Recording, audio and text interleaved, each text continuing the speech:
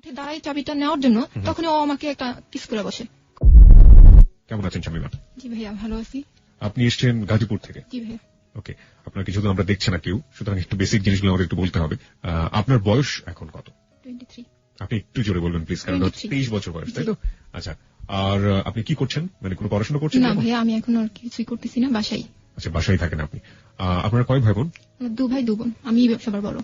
আপনি সবার বড় এবং আপনারা 2 ভাই 2 বোন। ঠিক আছে, আপনার জীবনের গল্পে আমরা যাই, তবে যাবার আগে একটু আমরা জানতে চাই যে আপনার বাবা কি কোনো কাজ করেন বা জব করেন? হ্যাঁ ভাইয়া, আমার বাবা একটা সরকারি চাকরি করে, হচ্ছে বাংলাদেশ সমরাস্ত্র কারখানাতে। বাংলাদেশ সমরাস্ত্র কারখানাতে। আর আপনার মা? আমার মা গৃহিণী। আপনার মা হাউসওয়াইফ। ওকে, চলুন আপনার জীবনের গল্প আমরা শুনবো এবং খুব মনোযোগ দিয়ে শুনবো আশা করছি। কোথা থেকে আপনি শুরু করতে চান? ভাইয়া, আমি শুরু করবো ক্লাস 4-এ। যখন আমি পড়ি ক্লাস 4, আমরা তখন নানির বাড়িতে থাকি। ক্লাস 4-এ? হ্যাঁ, নানির বাড়িতে থাকি। তো আমার দাদুর জোরাজোরিতেই আমার বাবাকে দেশের বাইরে পাঠানো হয়। চাকরি থাকা অবস্থাতেই দেশের বাইরে পাঠানো হয়। আমার মামারা যে দেশের বাইরে থাকে, তার জন্য বলা হয় যে তাদের মেয়ের জামাইকে কেন নেওয়া হচ্ছে না। তো একটা জোরপূর্বক, আমার বাবার কোনো ইচ্ছাই ছিল না এখানে। তো অনেক টাকা ধার করে তারপর যাওয়া হয় সৌদি। সেখানে 3 মাস 7 দিন থেকে চলে আসছে আপনার বাবা। হ্যাঁ, চলে আসছে টাকা পয়সা মাইটার খেয়ে।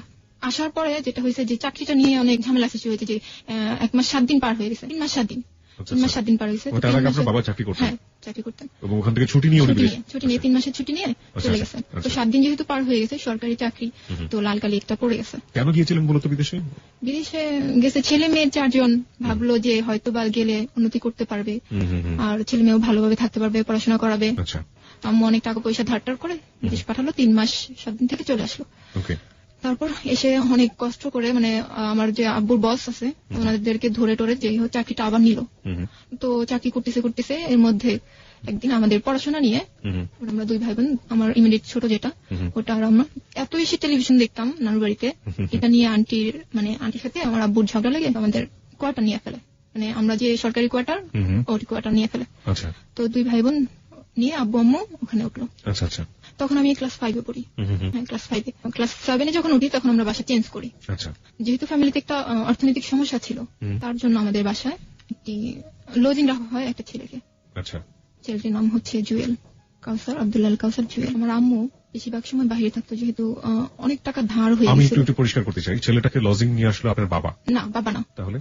আমার একটা ভাইয়া ছিল, দূর সম্পর্কে এক ভাইয়ার সাথে পড়তো, আই মিন ফ্রেন্ড। ওই ভাইয়ার মাধ্যমে আসা। তো আম্মু আর কিছু বলেনি যে উঠাও বা উঠো। হঠাৎ একদিন বগুড়া থেকে বেডিং পত্র নিয়ে আমাদের বাসায়। বগুড়া থেকে? হ্যাঁ, বগুড়া থেকে। তো আমরা একটু অবাক, আম্মু একটু অবাক, কি ব্যাপার। আমরা 3 ভাই বোন আর আব্বু আম্মু এক রুমে আরেকটা রুম ভাড়া দেওয়া হলো, মানে সরকারি কোয়ার্টারের মধ্যে। হ্যাঁ, সরকারি কোয়ার্টারের মধ্যে, যেটা কিন্তু কোনোভাবেই নিয়ম ছিল না। ও যখন ইন্টার ফার্স্ট ইয়ার ভর্তি, তখন আমি ক্লাস 7-এ। আমাদের সাথে এমন ভাবে মিশছে, মানে আমার আম্মু নিজের ছেলের চেয়েও বেশি এরকম ভাবে মিশছে আমাদের সাথে। মিশতে মিশতে হঠাৎ করে একদিন বললো যে আমি আপনাদের সাথে ঈদ করবো। তো আমার আম্মু বললো যে ঈদ করবা তোমার বাবা মা রেখে, এটা কেমন দেখায়, তুমি এখানে ঈদ করবা? বলো না, আব্বু আম্মু কিছু বলবে না, এখানে ঈদ করবো। আমাদের সাথে ঈদ করলো। তো ঈদ করলো আমাদের সাথে, সারাদিন বাসায় ছিল না, কিন্তু আর কি রাতটা আমাদের এখানেই ছিল। এইভাবে কাটতে কাটতে যখন আমি ক্লাস 8-এ বার্ষিক পরীক্ষা দিব, এমনকি রান্নাঘরে গিয়েও সে ভাত নিয়ে খাইতেছে এরকম। তারপর যখন ক্লাস 8-এ আমি বার্ষিক পরীক্ষা দিলাম, তখন হঠাৎ একদিন ও ভিতর রুমে, মানে ও তো থাকে বাইরের রুমে, আমি ভিতর রুমে ঘর মুছতেছিলাম।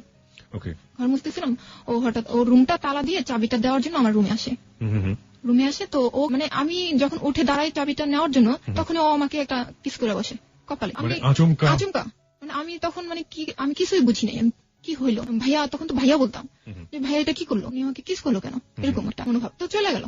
সারাদিন আমার বাসায় ফিরে নেই। সন্ধ্যার পর যখন বাসায় ফিরতে, তখন আমি জিজ্ঞেস করলাম যে ভাইয়া আপনি এরকম একটা কাজ আমার সাথে করলেন, এরকম প্রশ্ন করলাম। তো উনি উত্তর দিল যে আমার ছোট বোনটা তো আমার কাছে নাই, তাই আমার অনেক খারাপ লাগছে এর জন্য। আমি ওনার কিরকম জানি, আমিও ভাবলাম হয়তোবা ছোট বোন ভেবে। তারপর যাক, এটা তো চলে গেছে, আমি ভুলে গেছি। যে এরকম সাধারণত যেটা হয় যে এরকম মানে এই বয়সটাতে খুবই ম্যাচিউর একটা বয়স, এবং এই বয়সে যদি মেয়েদের ক্ষেত্রে হোক বা ছেলেদের ক্ষেত্রে যেটাই হোক না কেন, এরকম ঘটনা ঘটলে সাধারণত ফ্যামিলি মেম্বারদের সাথে তারা ব্যাপারটা শেয়ার করে না। তো আপনি কি শেয়ার করে? আমার যেটা মনে হয়, মানে বিশেষ করে ছোট বোনের সাথে হোক বা মার কাছে গিয়ে যাই হোক, আপনি কি কারোর সাথে শেয়ার করেছিলেন? না, আমি কারোর সাথে শেয়ার করিনি। আমার ছোট বোনটা আমার 8 বছরের ছোট, অনেক ছোট।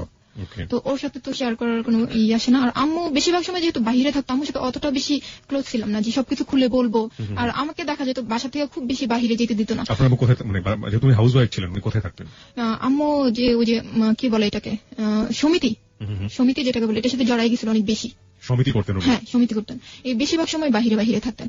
তো এই খুব বেশি সময় পাইনি তার সাথে যে কথাগুলো খুলে বলবো। আর যেহেতু আমি বাহিরেও আমাকে খুব কম যাওয়া হতো, যে বাহিরে যাইতাম না, দোতলা বাসা ছিল তো বাহিরে খুব বেশি যাওয়া হতো না, তাই কারোর সাথে বলাও হতো না যে বান্ধবী বা বন্ধু কেউ আছে যে আমি শেয়ার করবো, এরকম কেউ ছিল না। খুব কম মিশছি মানুষের সাথে আমি। আচ্ছা, তো তারপরে ছেলেটা আসলো, আপনি তাকে বললেন? ওকে বললাম, তো ও বললো যে ওর ছোট বোন কাছে নয়তো অনেকদিন যাবত দেখে না, তাই আমি বললাম আচ্ছা ওকে, হয়তো বা এরকম আমি ওকে বোন ভেবেই হয়তো বা এই জিনিসটা করছে, আচ্ছা ঠিক আছে ওকে। কিন্তু এক পর্যায়ে দেখা গেল যে আমি ওর রুমে খাবার নিয়ে যাচ্ছি, ও আমাকে জড়ায় ধরতেছে, আমি ছাড়াই নিতে চাইতেছি কিন্তু আমার ধরেই আছে, ছাড়তে চাইতেছে, আমাকে জড়াজড়ি করতেছে। এমন এক পর্যায়ে চলে গেছে যে আমার সাথে ওর সাথে আমার একটা শারীরিক সম্পর্ক হয়ে গেছে প্রথম অবস্থায়। যে আমি একটু জানতে চাই যে আপনি ক্লাস 8-এ পড়েন এবং আপনি বলছেন যে শারীরিক সম্পর্ক একটা পর্যায়ে হয়ে গেছে, এটা কি হঠাৎ করেই হয়ে যাওয়া, আচমকাই হয়ে যাওয়া? একদমই হঠাৎ। দেখা গেল যে আমি একটা কলম আনতে, ভাইয়া একটা কলম দেন তো, ও আমাকে ধরে বসছে, বা ভাইয়া এই প্লেটটা নিয়ে যাই, বা আমাকে একটা পেজ দেন, এরকম হঠাৎ করে, একদমই হঠাৎ। হয় না যে আপনি তো একটু হলেও একটা ঘটনা ঘটে যাচ্ছে, আপনি তার অ্যাটিটিউড দেখে বা তার আচরণ দেখে? কোনো রকম কিছুই না, কোনো রকম।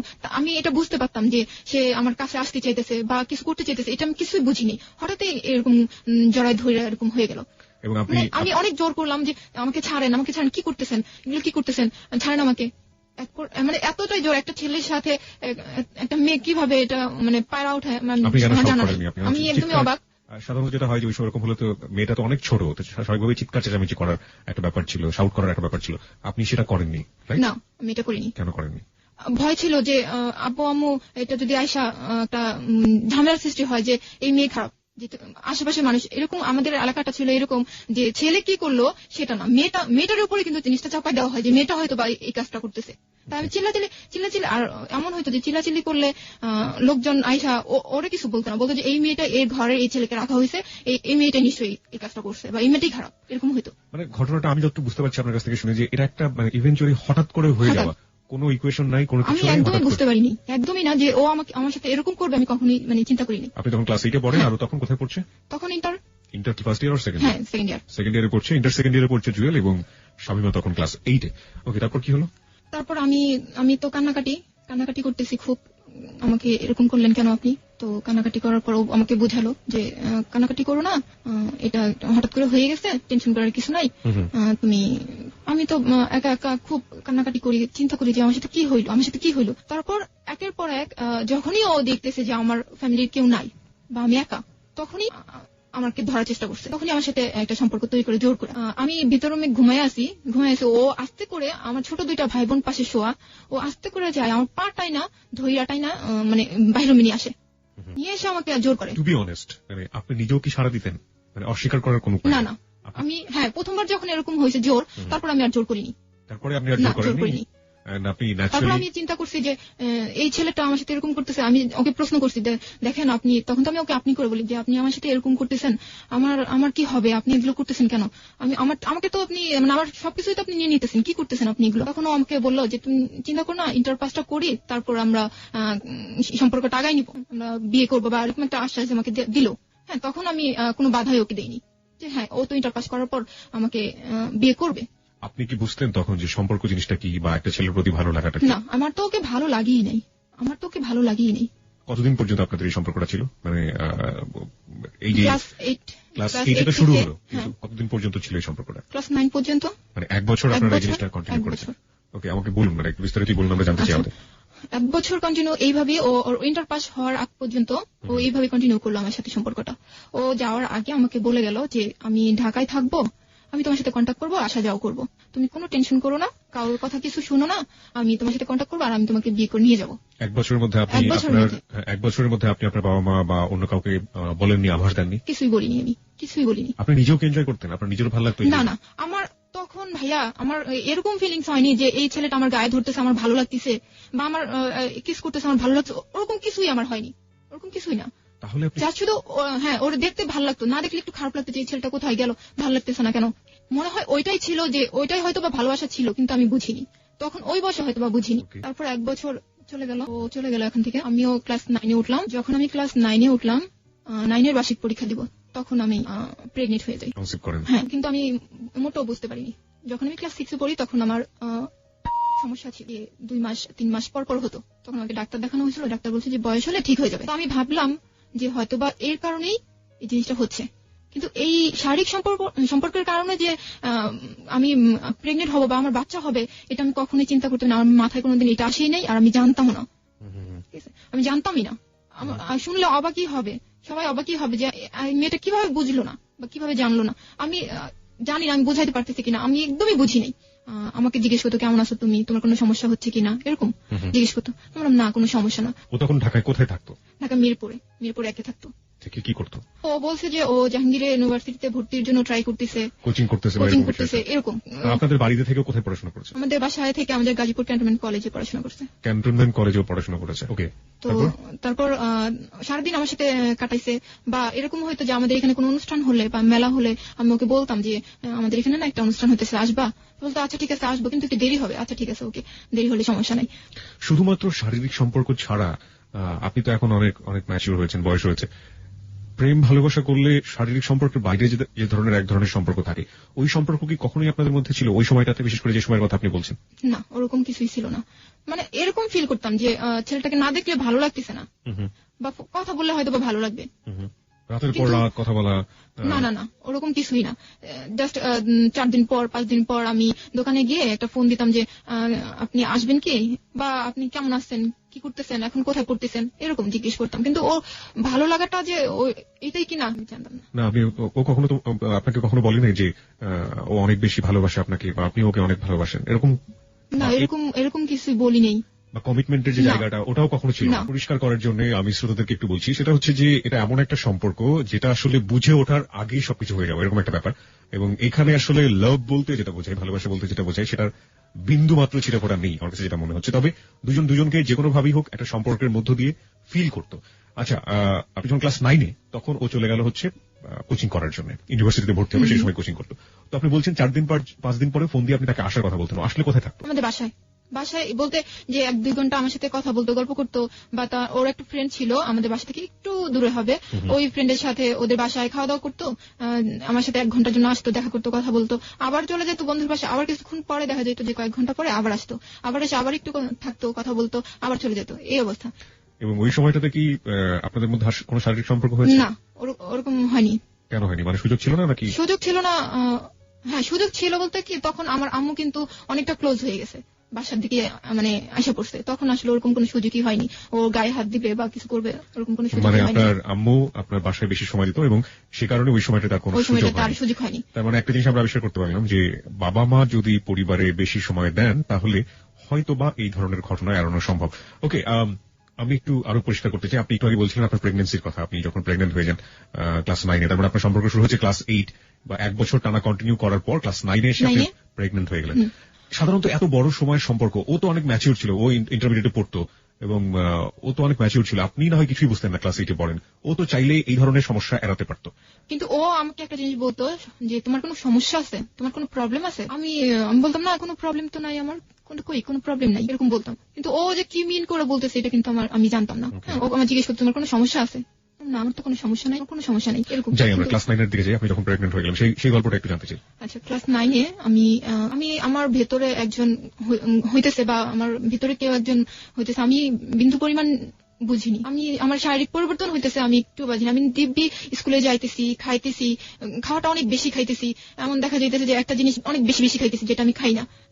এরকম আমার অনেক পরিবর্তন হইতেছে, আমি কিছুই বুঝতেছি না যে আমি লেবুটা এত বেশি খাইতেছি কেন, আমি কেন করতেছে, বা আমার যে হইতেছে না, সেটাই আমি ভাবতেছি যে আমার হয়তো ওই রোগটা ছিল, অসুখটা ছিল, এর জন্য হয়তো বা হইতেছে না। আমি মনে মনে রাখতেছি, আমি কাউকে বলিনি। আমার ক্লোজ একটা বান্ধবী ছিল, ওকেও আমি কখনো এই কথাটা বলিনি, কারণ আমি বুঝতেছি কি যে হয়তো বা এর জন্যই, এই অসুখটার জন্যই হয়তো বা 2003-এর জুলাই মাসে 15 তারিখে সবার কাছে জানাজানি হয়ে গেল যে আমি প্রেগনেন্ট। কিভাবে হলো? গাছে উঠতে পারতাম, অনেক গাছে উঠতে পারতাম আমি। তো পেয়ারা খাওয়ার জন্য গাছে উঠছিলাম। গাছে ওঠার পর আমার একটা পাশের এক আন্টি আমাকে দেখছে যে আমার শরীরটা অনেক মোটা হয়েছে, বা আমার পেটটা অনেক উঁচা উঁচা লাগতেছে, এরকম। তো আন্টিটা আবার আমার আম্মুকে মাঠে হাঁটতে গেছে। তো আন্টিটা বলতেছে আমার আম্মুরে যে ভাবি, আপনার মেয়ের কোনো পরিবর্তন খেয়াল করছেন আপনি? তো আমার আম্মু বলছে না তো, আমি তো কিছু খেয়াল করিনি। কি সমস্যা বলেন কি? আপনি ওকে জিজ্ঞেস করেন যে ওর ঠিক মতো হচ্ছে কিনা। আমার আম্মু তখনই বাসায় আসছে। বাসায় এসে আমাকে জিজ্ঞেস করছে যে তোমার কি ঠিক মতো হইতেছে, তখন আমি তখনও বলতেছি হ্যাঁ আম্মু হইতেছে, হ্যাঁ আম্মু হইতেছে, তখন বলছে না তোমার হইতেছে না, তুমি আমার কাছে সব খুলে বলো।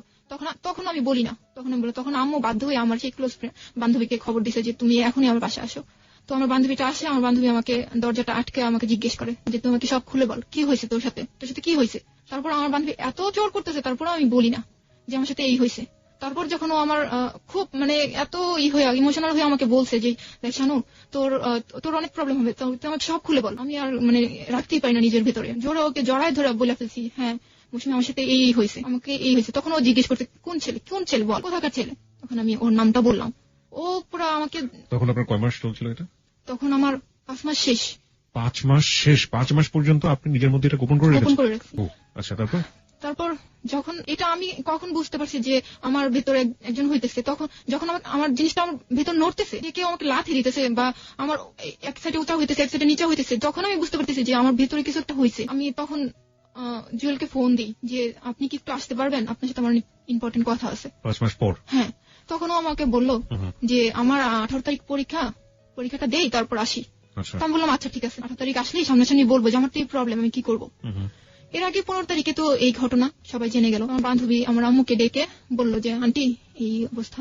আমার আম্মু তো তখনই শেষ, আমার আম্মু তখন কি বেঁচে আছে না কি কিছু বুঝতে না, এমন কান্না করতেছে আর কি করবে, আমাকে বকাও দিতে পারতেছে না, মানে পুরো পাগলের মতো হয়ে গেছে। তখন আমাদের দোতলায় একটা আন্টি ছিল, আন্টিটা ছিল আবার অ্যাডভোকেট। তো ওই আন্টিকে ডাকার পর বলে যে আমার সাথে একটু চলো মার্কেটে চলো, ফোন দিতে হবে এক জায়গায়, আমাকে সহই, মানে আমি সাথে ছিলাম, আমাকে সহই মার্কেটে নিয়ে যেয়ে ফোন করলো ওর কাছে, জুয়েলের কাছে ফোন করলো যে আমাকে আম্মু আর আন্টি যা যা শিখাই দিছে আমি তাই ওকে বললাম যে তুমি কি আসবা, তুমি কালকের মধ্যে আসো, তুমি কালকের মধ্যে আসবা। আম্মু শিখাই দিল যে বলো যে আমি প্রেগনেন্ট, তুমি কি আমাকে বিয়ে করবা কি করবা না, যদি বিয়ে করো তাহলে কালকে আসো। আপনার আম্মু আপনাকে এই কথা বললো ওই ছেলেকে বলার জন্য যে তুমি আসো। তারপর যখন ও আমার কথায় সাই দিতেছে না, তখন আমার ওই আন্টিটা ফোন নিয়ে বললো যে দেখো জুয়েল, ও তো নাছড়বান্ধা, ও বললে না আমার পরীক্ষা আমি আসতেই পারবো না, পরীক্ষা আমি আসতে পারবো না। একই কথা, আমার বাসায় তো পুরো একদম অন্ধকার। আমার আব্বুরে বললো, আমার আব্বু আমাকে সবচেয়ে বেশি মানে 4 ভাই বোনের মধ্যে সবচেয়ে বেশি মানে ভালোবাসে। সে মানে জায়নামাজ থেকে এক বিন্দুর জন্য উঠে নাই, শুধু আল্লাহর কাছে একটা দোয়া করছে আমার মেয়ের কোনো সর্বনাশ কোনো ক্ষতি যেন না হয়, এই ছেলে যেন আশা পড়ে, এরকম একটা ওখান থেকে উঠিনি, জায়নামাজ থেকে উঠিনি আমার আব্বু। তো আমাকে আমার আম্মু আরো অনেক কিছু ডিটেল জিজ্ঞেস করলো যে তুমি কবে এগুলো করছো, কেন করছো এই সেই। তখন আমি বললাম যে আম্মু আমি তো আসলে আমার সাথে এরকম হয়েছে। আমাকে বলছে তুমি বলোনি কেন, আমার কাছে কেন বলোনি, মা হইতেছে সবচেয়ে কাছের বন্ধু, তুমি কেন আমাকে বলোনি। তখন আসলে আমি কিছুই বলিনি, আমি শুধু কান্না করছি, কিছুই বলিনি, কিছু বলতে পারিনি। তারপর পরের দিন সকালবেলা আমার সিঁড়ির যে মুরব্বীরা আছে এদেরকে আমার বাবা ডেকে এই ঘটনাটা বললো যে এরকম একটা ঘটনা, এখন আপনারা যদি হেল্প না করেন তাহলে আমি একা কিছু করতে পারবো না। তখন আমাদেরকে ডাকছিল আপনার আব্বু ডেকে। কাকে রেখেছে? আমাদের সিঁড়িতে যে মুরব্বীরা থাকে, সিঁড়ি মানে হচ্ছে আপনাদের বিল্ডিং? হ্যাঁ বিল্ডিং এর যে আঙ্কেলরা আছে তাদেরকে ডাকলো। এর মধ্যে যে আন্টির কথা বললাম, ওই আন্টির আব্বু ছিল একটু উপরের লেভেলে, তো ওনাকে আমি নানা ডাকতাম। তো ওই নানাকে আগে বলা হয়েছে যে আপনি একটু সিঁড়ির লোকজনকে নিয়ে একটু আমার বাসায় আসেন, আমার বাসায় একটা প্রবলেম হয়েছে। তো ওনারা আসার পর পরামর্শ করে যে কি করলে কি করা যায়। তখন ওই নানাটা বললো যে ঠিক আছে, আমি এটা অফিসে যাওয়ার পর অফিসে আমাদের যে বস আছে ওদেরকে জানাবো এবং কিভাবে কি করা যায় সেটা আমরা দেখতেছি। এবং সেই লোকজনই একটা দায়িত্ব নিল যে কিভাবে এই মেয়েকে কি করা যায়। তো আমাকে আমার নানা অনেক কিছু জিজ্ঞেস করছে যে তুমি কি ও কি তোমাকে কোনো চিঠি দিছে বা ও লিখছে, এরকম কোনো কাগজ আছে? তো আমি বললাম হ্যাঁ আছে, আমার কাছে এরকম কাগজ আছে। তো আমাকে দেখাইতে বললো। পর আমি সব দেখাইছি যে এই ডায়েরিতে এত ডেট গুলা লেখা আছে যে ও কোনদিন আসছে আমার এখানে। তারপর আমাকে একটা চিঠি লিখছে, এগুলা দেখালাম। চিঠি লিখতো আপনার কাছে? হ্যাঁ চিঠি লিখতো আমার কাছে। কেন, কি ধরনের, কি ভাষা থাকতো চিঠিতে? চিঠিতে ভাষা ছিল এরকম যে পড়াশোনা করো, ভালোভাবে পড়াশোনা করো, টেনশন করো না, নিজের যত্ন নাও। আর ছিল এরকম যে আই লাভ ইউ, এই এতটুকুই, এগুলাই ভালোবাসার কথাগুলা লেখা ছিল এরকম।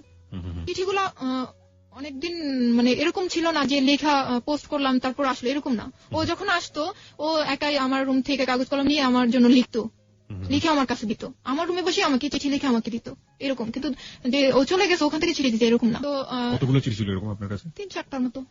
তো নানারা সবাই পরের দিন করলো, অফিসে গেল এবং আমাদের যে ছিল কমান্ডেন্ট ছিল ওখানে জানালো যে আমাদের অর্ডিন্যান্সের চাকরিজীবীর মেয়ের সাথে এরকম একটা ঘটনা ঘটছে। তো ওনারা সিদ্ধান্ত নিল যে এখন কি করা যায়, ছেলে কোথায়, ছেলে তো বগুড়া। বগুড়ায় মানে তখন মিরপুরে ছিল, আপনি বলছিলেন কোচিং করছে। ও না, বগুড়া চলে গেছে। চলে গেছে। ও যখন জানতে পারছে যে আমি প্রেগনেন্ট, তখন ও ঢাকায় পরীক্ষা না দিয়ে চলে গেছে বগুড়ায়। পরীক্ষাটা অ্যাটেন্ড করেনি, চলে গেছে। তারপর আমাদের ওখান থেকে আমাদের যে স্যার আছে উনি একটা চিঠি লিখলো যে এই চিঠির মাধ্যমে ওই চিঠিটা ওই বগুড়া থানায় দিলেই তোমাকে তারা হেল্প করবে, হেল্প করবে, ওখান থেকে লোক যে ওকে নিয়ে আসবে এবং ও মেয়েটাকে ও বিয়ে করতে বাধ্য, এরকম। তো 5 জন ছিল আমাদের সিঁড়ির, 5 জন মিলে, আমার আব্বু যায়নি, 5 জন মিলে এই চিঠিটা নিয়ে চলে গেল। চিঠিটা এই মুহূর্তে আমার কাছে আছে, আমি একটু সামারি পড়তে চাই, চিঠিটার সারমর্ম পড়তে চাই। এটা মূলত এখানে আসলে যেভাবে লেখা হয়েছে, প্রথমে সালাম দেওয়া হয়েছে, দ্বিতীয়তে লেখা আছে যে উল্লেখ করা যাচ্ছে যে মোহাম্মদ আব্দুল্লাহ আল কাউসার জুয়েল, আপনি যার কথা বলছিলেন, পিতার নাম পড়বো না আমি, গ্রাম কোনটা পড়বো না, ডাকঘর পড়বো না, থানা পড়বো না, জেলা গাইবান্ধা। কেন বগুড়ার কথা আপনি বলছেন? না, গাইবান্ধা জেলা। ওর আব্বু যেহেতু সরকারি চাকরি করতো, সেই জন্য ওদের কোয়ার্টারটা ছিল, মানে বাসা ভাড়া নিয়ে যে থাকতো, ওটা ছিল বগুড়া। শিক্ষাবর্ষে গাজীপুর ক্যানবোর্ড কলেজের ছাত্র ছিল। ওকে, উক্ত কলেজের ছাত্র হিসেবে সে বাংলাদেশ সমরাষ্ট্র কারখানার কর্মচারী, আপনার বাবার নাম, এবং আপনার বাসায় লজিং থাকতো। বাসায় লজিং থাকার সুবাদে সে অমুকের অপরিণত 14 বছর বয়স্কা মেয়ে শামীমা সুলতানা শানু, আপনার ডাকনাম, এর সাথে সখ্যতা গড়ে তোলে এবং মেয়েটিকে এক সময় তার লালসার শিকারে অন্তঃসত্ত্বা হয়ে পড়ে। বিষয়টি জানাজানি হলে জুয়েল মেয়েটিকে বিবাহ করার প্রতিশ্রুতি দিয়ে বাড়ি যায়, কিন্তু তারপর থেকে জুয়েলের আর কোনো খবর নেই। সে মেয়েটি এবং মেয়ের পরিবারের সাথে যোগাযোগ বিচ্ছিন্ন করে দেয়। 3 আছে যে মেয়েটি একেবারে কিশোরী, জীবনের ভালো মন্দ বোঝার আগে অন্তঃসত্ত্বা হয়ে পরিবার এবং সমাজের ধিক্কারের মধ্যে পড়েছে। সমাজে এখন পারে তাকে উদ্ধার করে মর্যাদা দিতে, পুনর্বাসিত করতে। সমাজের দায়িত্ব অন্তঃসত্ত্বা মেয়েটির অনাগত শিশুর পিতৃ পরিচয় প্রতিষ্ঠিত করা। 3 নম্বর পয়েন্ট আমি আরেকবার পড়তে চাই। মেয়েটি একেবারেই কিশোরী, জীবনের ভালো মন্দ বোঝার আগে অন্তঃসত্ত্বা হয়ে পরিবার এবং সমাজের ধিক্কারের মধ্যে পড়েছে। সমাজে এখন পারে তাকে উদ্ধার করে মর্যাদা দিতে, পুনর্বাসিত করতে। সমাজের দায়িত্ব অন্তঃসত্ত্বা মেয়েটির অনাগত শিশুর পিতৃ পরিচয় প্রতিষ্ঠা করা। এই পয়েন্ট আমি 2 বার পড়েছি, তার পেছনে যথেষ্ট কারণ আছে, সেটা আমি একেবারে অনুষ্ঠানের শেষে বলতে চাই। 4, পত্রবাহক বাংলাদেশ সমরাস্ত্র কারখানার কর্মচারী, তার অনাগত শিশুর পিতৃ পরিচয় প্রতিষ্ঠা করার মান সেই আপনাদের সাহায্যে সহায়তা প্রার্থী। আপনারা অবশ্যই আপনাদের সুনাম এবং মর্যাদার প্রভাব খাটিয়ে বিষয়টি ধর্মীয় সমাধানে ব্রতী হবেন। আর পরে যিনি পাঠিয়েছিলেন বা প্রাতিষ্ঠানিকভাবে তার কাগজে সিল সাপোর্ট এবং সাইন। ওকে, এটা একটা খুবই ভালো কাজ করেছে, ছেলেটিকে নিয়ে আসার জন্য একটা প্রশাসনিক উদ্যোগ নেওয়া হয়েছে, খুবই প্রশংসার কাজ। এবং এক্ষেত্রে আপনার বাবা যে চিন্তা ভাবনাটা করেছিলেন সেটা নিঃসন্দেহে প্রশংসার দাবিদার। তারপর কি হলো? তারপর এখান থেকে 5 জন চলে গেল ওখানে প্রথমে ওদের বাড়িতে উঠেনি, প্রথমে সোজা মানে থানায় চলে গেছে। থানা থেকে এই চিঠিটা দেখানোর পরে ওনারা থানা থেকে লোক পাঠায় যে ওনাদের সাথে যাওয়ার জন্য ওদের বাড়িতে। তো পুলিশ সাথে চলে গেল ওদের বাড়িতে যাওয়ার পর প্রথমেও ছিল না, ওর বাবাকে বললো যে আপনার ছেলে, এই চিঠিটা দেখানো হলো যে আপনার ছেলেকে হাজির করেন, আপনার ছেলে এরকম একটা কর্ম করছে, এটার সমাধান দিতে হবে। যখন চাপ দেওয়া হলো তখন ওনার ছেলে বাসায় আসলো। বাসায় আসার পরে মানে কি ওই বগুড়াতে বাসায় আসলো? বগুড়াতে বাসায় আসলো। বাসায় আসার পর আমাকে একটু জানাবেন ওনার বাবা কি করতেন? ওনার বাবাও কি মানে ওনার বাবা হচ্ছে আপনার সরকারি চাকরিজীবী, এগ্রিকালচার অফিসার, কোয়ার্টারে থাকার কথা, বাট উনি হচ্ছে বাসা ভাড়া নিয়ে থাকে। বাসা ভাড়া নিয়ে থাকে। ওকে। তো ওখানে ছেলে হাজির হইলো।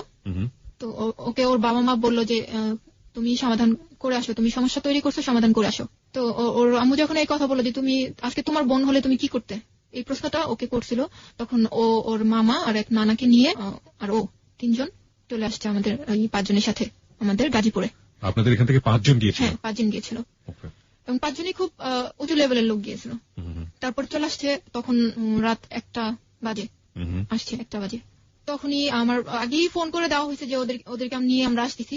তো এদিকে কাজী টাজি সবই ঠিক করা ছিল, আমাদের বাসায় ওদের ওখান থেকে লোকজন আসবে সেই প্রিপারেশনে নেওয়া হয়ে গেছিল, যে থাকা খাওয়া সবই ঠিক হয়ে গেছিল। তো রাত্রে যখন আসলো, প্রথমে আমাদের রুমে উঠায়নি, দোতলা যে আন্টির কথা বললাম আমি, যে নানার কথা, ওনাদের বাসায় উঠানো হয়েছে তাদেরকে। তারপর তাদের সাথে একটা কথা বলা হলো যে এখন তো ছেলেকে, এই মেয়েকে বিয়ে করতে হবে, এখন আপনারা কি করবেন আপনারা, বা কি ওর জন্য কিছু কিনবেন বা কিছু নিবেন? তখন ওর মামা বললো যে হ্যাঁ, ওর জন্য আমরা একটা শাড়ি আর একটা নাকফুল নিয়ে আসবো। আমার এখানে 2টো পয়েন্ট আছে। একটা হচ্ছে এই পত্রে উল্লেখ করা আছে আপনার বয়স 14 বছর এবং এটা একটা প্রশাসনিক পত্র এবং একটা প্রাতিষ্ঠানিক পত্র। সেই সময়ে তাকে আপনার চিন্তা করা হচ্ছে আপনাকে বিয়ে দেওয়া হবে এবং আমার বয়স হচ্ছে তখন 14 বছর, যেটা এই পত্রে একদম স্পষ্ট করে উল্লেখ করা আছে। বাংলাদেশ সরকারের নিয়ম অনুযায়ী 18 বছরের নিচে কোনো মেয়েকে বিয়ে দেওয়ার কোনো এখতিয়ার কারণ নেই এবং প্রাতিষ্ঠানিকভাবে সেটা উদ্যোগ নেওয়া একেবারে রীতিমতো অন্যায়। তাহলে এই ধরনের কাজ তারা কোন চিন্তাতে করেছিল, মানে কেন করেছিল, আপনার কি মনে হয়? তখন তো এটা ছাড়া মনে হয় না যে কিছু করা ছিল। তারা এই চিন্তাটা করছে যে বয়সটা যখন আর কি 14 বছর, এটাকে একটা তো সমাধানে নিতে হবে, যে মেয়েটাকে তো বিয়ে দিতে হবে। কিন্তু আচ্ছা ঠিক আছে, আমি বরং এই প্রশ্নটা আমি শ্রোতাদেরকেই করতে চাই, ওকে আসলে প্রশ্নের মধ্যে না ফেলাটাই উচিত হবে, ও বরং ওর জীবনের গল্পটা ভালো করে বলুক আমাদের কাছে। আমি বরং এই প্রশ্নটাই করছি, মানে পুরো সিস্টেমটাকে প্রশ্নটা করছি, যে লেটারটা দিয়ে সে ছেলেটাকে নিয়ে আসা হলো ধরে, সেটা একটা প্রাতিষ্ঠানিক পত্র এবং সেই পত্রে স্পষ্ট করে উল্লেখ করা আছে বাসায় লজিং থাকার সুবাদে সে জনাব অমুকের অপরিণত 14 বছর বয়স্কা মেয়ে এর সাথে সখ্যতা করে তোলে, এবং এই পত্রের প্রেক্ষাপটে সেখানে গিয়ে প্রাতিষ্ঠানিক ভাবেই তাকে ধরে নিয়ে আসা হয়েছে, এবং সেই সময়টা বিয়ে দেওয়ার চেষ্টা করা হচ্ছে যখন শানুর বয়স মাত্র 14 বছর, মানে প্রাপ্তবয়স্ক হতে তার আরো 4 বছর বাকি। আচ্ছা, তারপরে কি হলো? তারপর ওর মামা আর ওর নানা মিলে আমাদের এখানকে একটা মার্কেটে গিয়ে একটা শাড়ি, একটা সুতি শাড়ি আর একটা নাকফুল নিয়ে আসলো। নিয়ে এসে তখন আমাদের বাসায় নিয়ে আসা হলো, ওদের দোতলা থেকে নিচে নামানো হলো যে আসেন। তো ওরা বাইরের রুমে ছিল, আমি ভিতর রুমে ছিলাম। বিয়ে পড়ানো হলো। সেখানে যে জিনিসটা হয়েছে যে কাবিন নিয়ে অনেকটা কথা কাটাকাটি হয়েছে, অনেক কথা কাটাকাটি হয়েছে, যে এরকম ছিল যে আমার এখানে যারা আছে, আমার লোকজন, আমার আত্মীয় স্বজন, এরা চাইতেছে যে 5 লাখ টাকা কাবিন হোক, কিন্তু ছেলের যে গার্জিয়ান আছে দুজন, ওরা বলতেছে না, কিছুতেই 5 লাখ টাকা করবো না, আমরা 2 লাখের উপরে কাবিন করবোই না। অনেকটা জোরাজুরি করার পর ওরা যেহেতু আমাদের এখানে আর আমাদের এখানের লোকজনের একটা চাপে ওরা বলল ঠিক আছে, ওকে, বাধ্য হলো করতে, ঠিক আছে 5 লাখ। তারপরে 5 লাখ টাকা কাবিন করে আমার বিয়ে পড়ানো হলো। সেই রাতে তখন রাত 1:30 বাজে। তখন আপনার বয়স 14 বছর, আপনি ক্লাস 9 এ পড়েন, রাইট? হ্যাঁ। তারপর ছেলেটা কিসে পড়তো তখন? ছেলেটা এখনো পড়েনি, ইন্টারমিডিয়েট কমপ্লিট করেছে। তার মানে ছেলেটার বয়স 18 বছর, সর্বোচ্চ 18 বছর, তার মানে সেও কিন্তু প্রাপ্তবয়স্ক হয়নি। এবং এই ব্যাপারগুলো যদি গ্রামাঞ্চলে ঘটে থাকে, আমরা যদি গ্রামাঞ্চলে দেখি এই জিনিসগুলো হয়েছে, ওরা তো ভুল করেছে, ব্যাপারে কোনো সন্দেহ নেই, ওরা দুজনই ভুল করেছে এবং সেটা ব্যাপারে আমরা কোনো মন্তব্য করতে চাই না। হ্যাঁ, ভুল করেছে, কিন্তু সমাজ, এখানে সমাজের কথা বলা হচ্ছে, সমাজের সাথে বিশাল এক প্রতিষ্ঠান জড়িত, প্রতিষ্ঠানের কথা বলা হচ্ছে, সবকিছু মিলিয়ে যে আসলে কি হলো এটা আপনারা বিবেচনা করে নেবেন, কারণ দুজনই কিন্তু প্রাপ্তবয়স্ক নয়। যাই হোক, তারপরে কি হলো? তারপর আমার আন্টি, মানে যে আন্টির কথা আমি বলতেছি বারবার, ওই আন্টি আমাকে বললো যে তুমি এখন একটু ওই রুমে যাও, জুয়েলের কাছে যাও, কথা বলো। আমি তো খুবই রাগ যে আমি ফোন করছি, আমি আমার আম্মু, আমার আন্টি ফোন করছি, তারপরেও ও পরীক্ষায় অ্যাটেন্ড না করে ও মিথ্যে বলে ফাঁকি দিয়ে ও বগুড়ায় কেন চলে গেল? ও যদি আমাকে বিয়ে করবে বলে আশ্বাস দিয়ে ও কেন চলে গেল? এরকম একটা রাগ মনের ভিতর। তখন আমি কিছুতেই ওর রুমে যাবো না, খুবই রাগ, আমি যাবো না, কিছুতেই যাবো না ওর সামনে। ওর চেহারা দেখতেই আজ আমার খুব বেশি রাগ হইতেছে, এরকম একটা ভাব, যাবোই না। তখন আমার আব্বু বললো যে শানু তুমি যাও। তখনই আমি আর একটা কথাও বলিনি, গেলাম, রুমে গেলাম। তখন আমার জিজ্ঞেস, আমি যাওয়ার আগে একটু আপনার কাছ থেকে জানতে চাই, প্রত্যেকটা মেয়ের জীবনে, প্রত্যেকটা ছেলের জীবনে বিয়ে ব্যাপারটা অদ্ভুত রকমের একটা স্বপ্নের জায়গা, একেবারে অনাড়ম্বর ভাবে, একেবারে কোন রকম বললেন একটা সুতি শাড়ি, একটা অসামাজিক একটা পরিবেশ, সবকিছু মিলিয়ে এরকম একটা, আপনার ফিলিংসটা এই মুহূর্তে কেমন ছিল? ফিলিংসটা আসলে একটা, আমার ছোটবেলা থেকে যখন থেকে আমি বুঝি যে বউ জিনিসটা যখন আমি বুঝি, তখন মনে হইতো যে বউ সাজবো, এক সময় আসবে যে আমি অনেক সুন্দর করে বউ সাজবো। যখন ও একটা সুতি শাড়ি আমাকে দিল, আমি শাড়িটা পরি নাই, আমার উপরে দেওয়া হয়েছিল, মাথার উপরে দেওয়া হয়েছিল, নাকফুলটা আমি পরছি, বাট শাড়িটা যখন আমি মাথার উপরে দিছি, আমার ভেতর থেকে অনেক কষ্ট হইতেছিল, অনেক কাঁদতেছিলাম আমি, যে আমার লাইফে কি হয়ে গেল, আমি কি ভাবলাম, কি হলো, আমি কি করতে চাইলাম, কি হইলো আমার লাইফটা, এরকম একটা কাজ করছে। তারপর রুমে গেলাম, যাওয়ার পর আপনাদের কি বাসর ঘর সাজানো হয়েছিল? না, কিছুই হয়নি, সিম্পল একটা রুম। রুমে যাওয়ার পর ও আমাকে অনেক প্রশ্ন করা শুরু করলো যে তুমি কেন আমাকে বললা না, আগে কেন বললা না, কেন তুমি লুকাইলা, আর আজকে লুকাইছো বিধায় এই অবস্থা হয়েছে তোমার, তুমি তোমার লাইফটা নষ্ট করছো, আমার লাইফটা নষ্ট করছো, এরকম কথাবার্তা। তখন আমার অনেক কষ্ট লাগছে, আমি কিছু না বলেই শুয়ে পড়ছি, চুপচাপ যাই শুয়ে পড়ছি এক সাইডে। শুয়ে পড়ার পর ও বলতেছে যে জানালাগুলো লাগাও। আবার উঠলাম, উঠে আবার জানালাগুলো লাগালাম, আবার ওর সাথে কথা না বলে আবার শুয়ে পড়লাম। তখন ও আমার হাতটা ধরে টেনে, মানে সোফা ছিল, ও সোফাতে বসা ছিল, হাতটা ধরে টেনে সোফাতে বসানোর পর খুব কান্নাকাটি শুরু করে দিল। আমি ওর মুখে দিক তাকাই আছি, আমার মান সম্মান, আমার বাড়িতে পুলিশ গেছে, বাড়িতে মান সম্মান কিছুই রইল না, আমি বাবা মার কাছে ছোট হয়ে গেলাম, আমার বাবা মা আমাকে কি বলবে, আমি কি করলাম, এরকম কথাবার্তা বললো। তো ওর কান্না দেখে আমারও কান্না পাইলো, যে আমরা দুজনেই ভুল করছি, এরকম মনে হলো যে আমরা দুজনেই ভুল করলাম, কেন করলাম আমরা এরকম মনে হইতেছিল তখন। তারপর রাতটা তো এইভাবেই পার হয়েছে। পরের দিন সকালবেলা ওর মামা এবং নানা দুজন চলে যাবে। তো ওর বড় ভাইকে ফোন দিল যে ভাইয়া তুমি আসো, এই দুজন চলে যাক। তো ওর ভাই তারপরে দিন চলে আসলো, আর ওই দুইজন চলে গেল।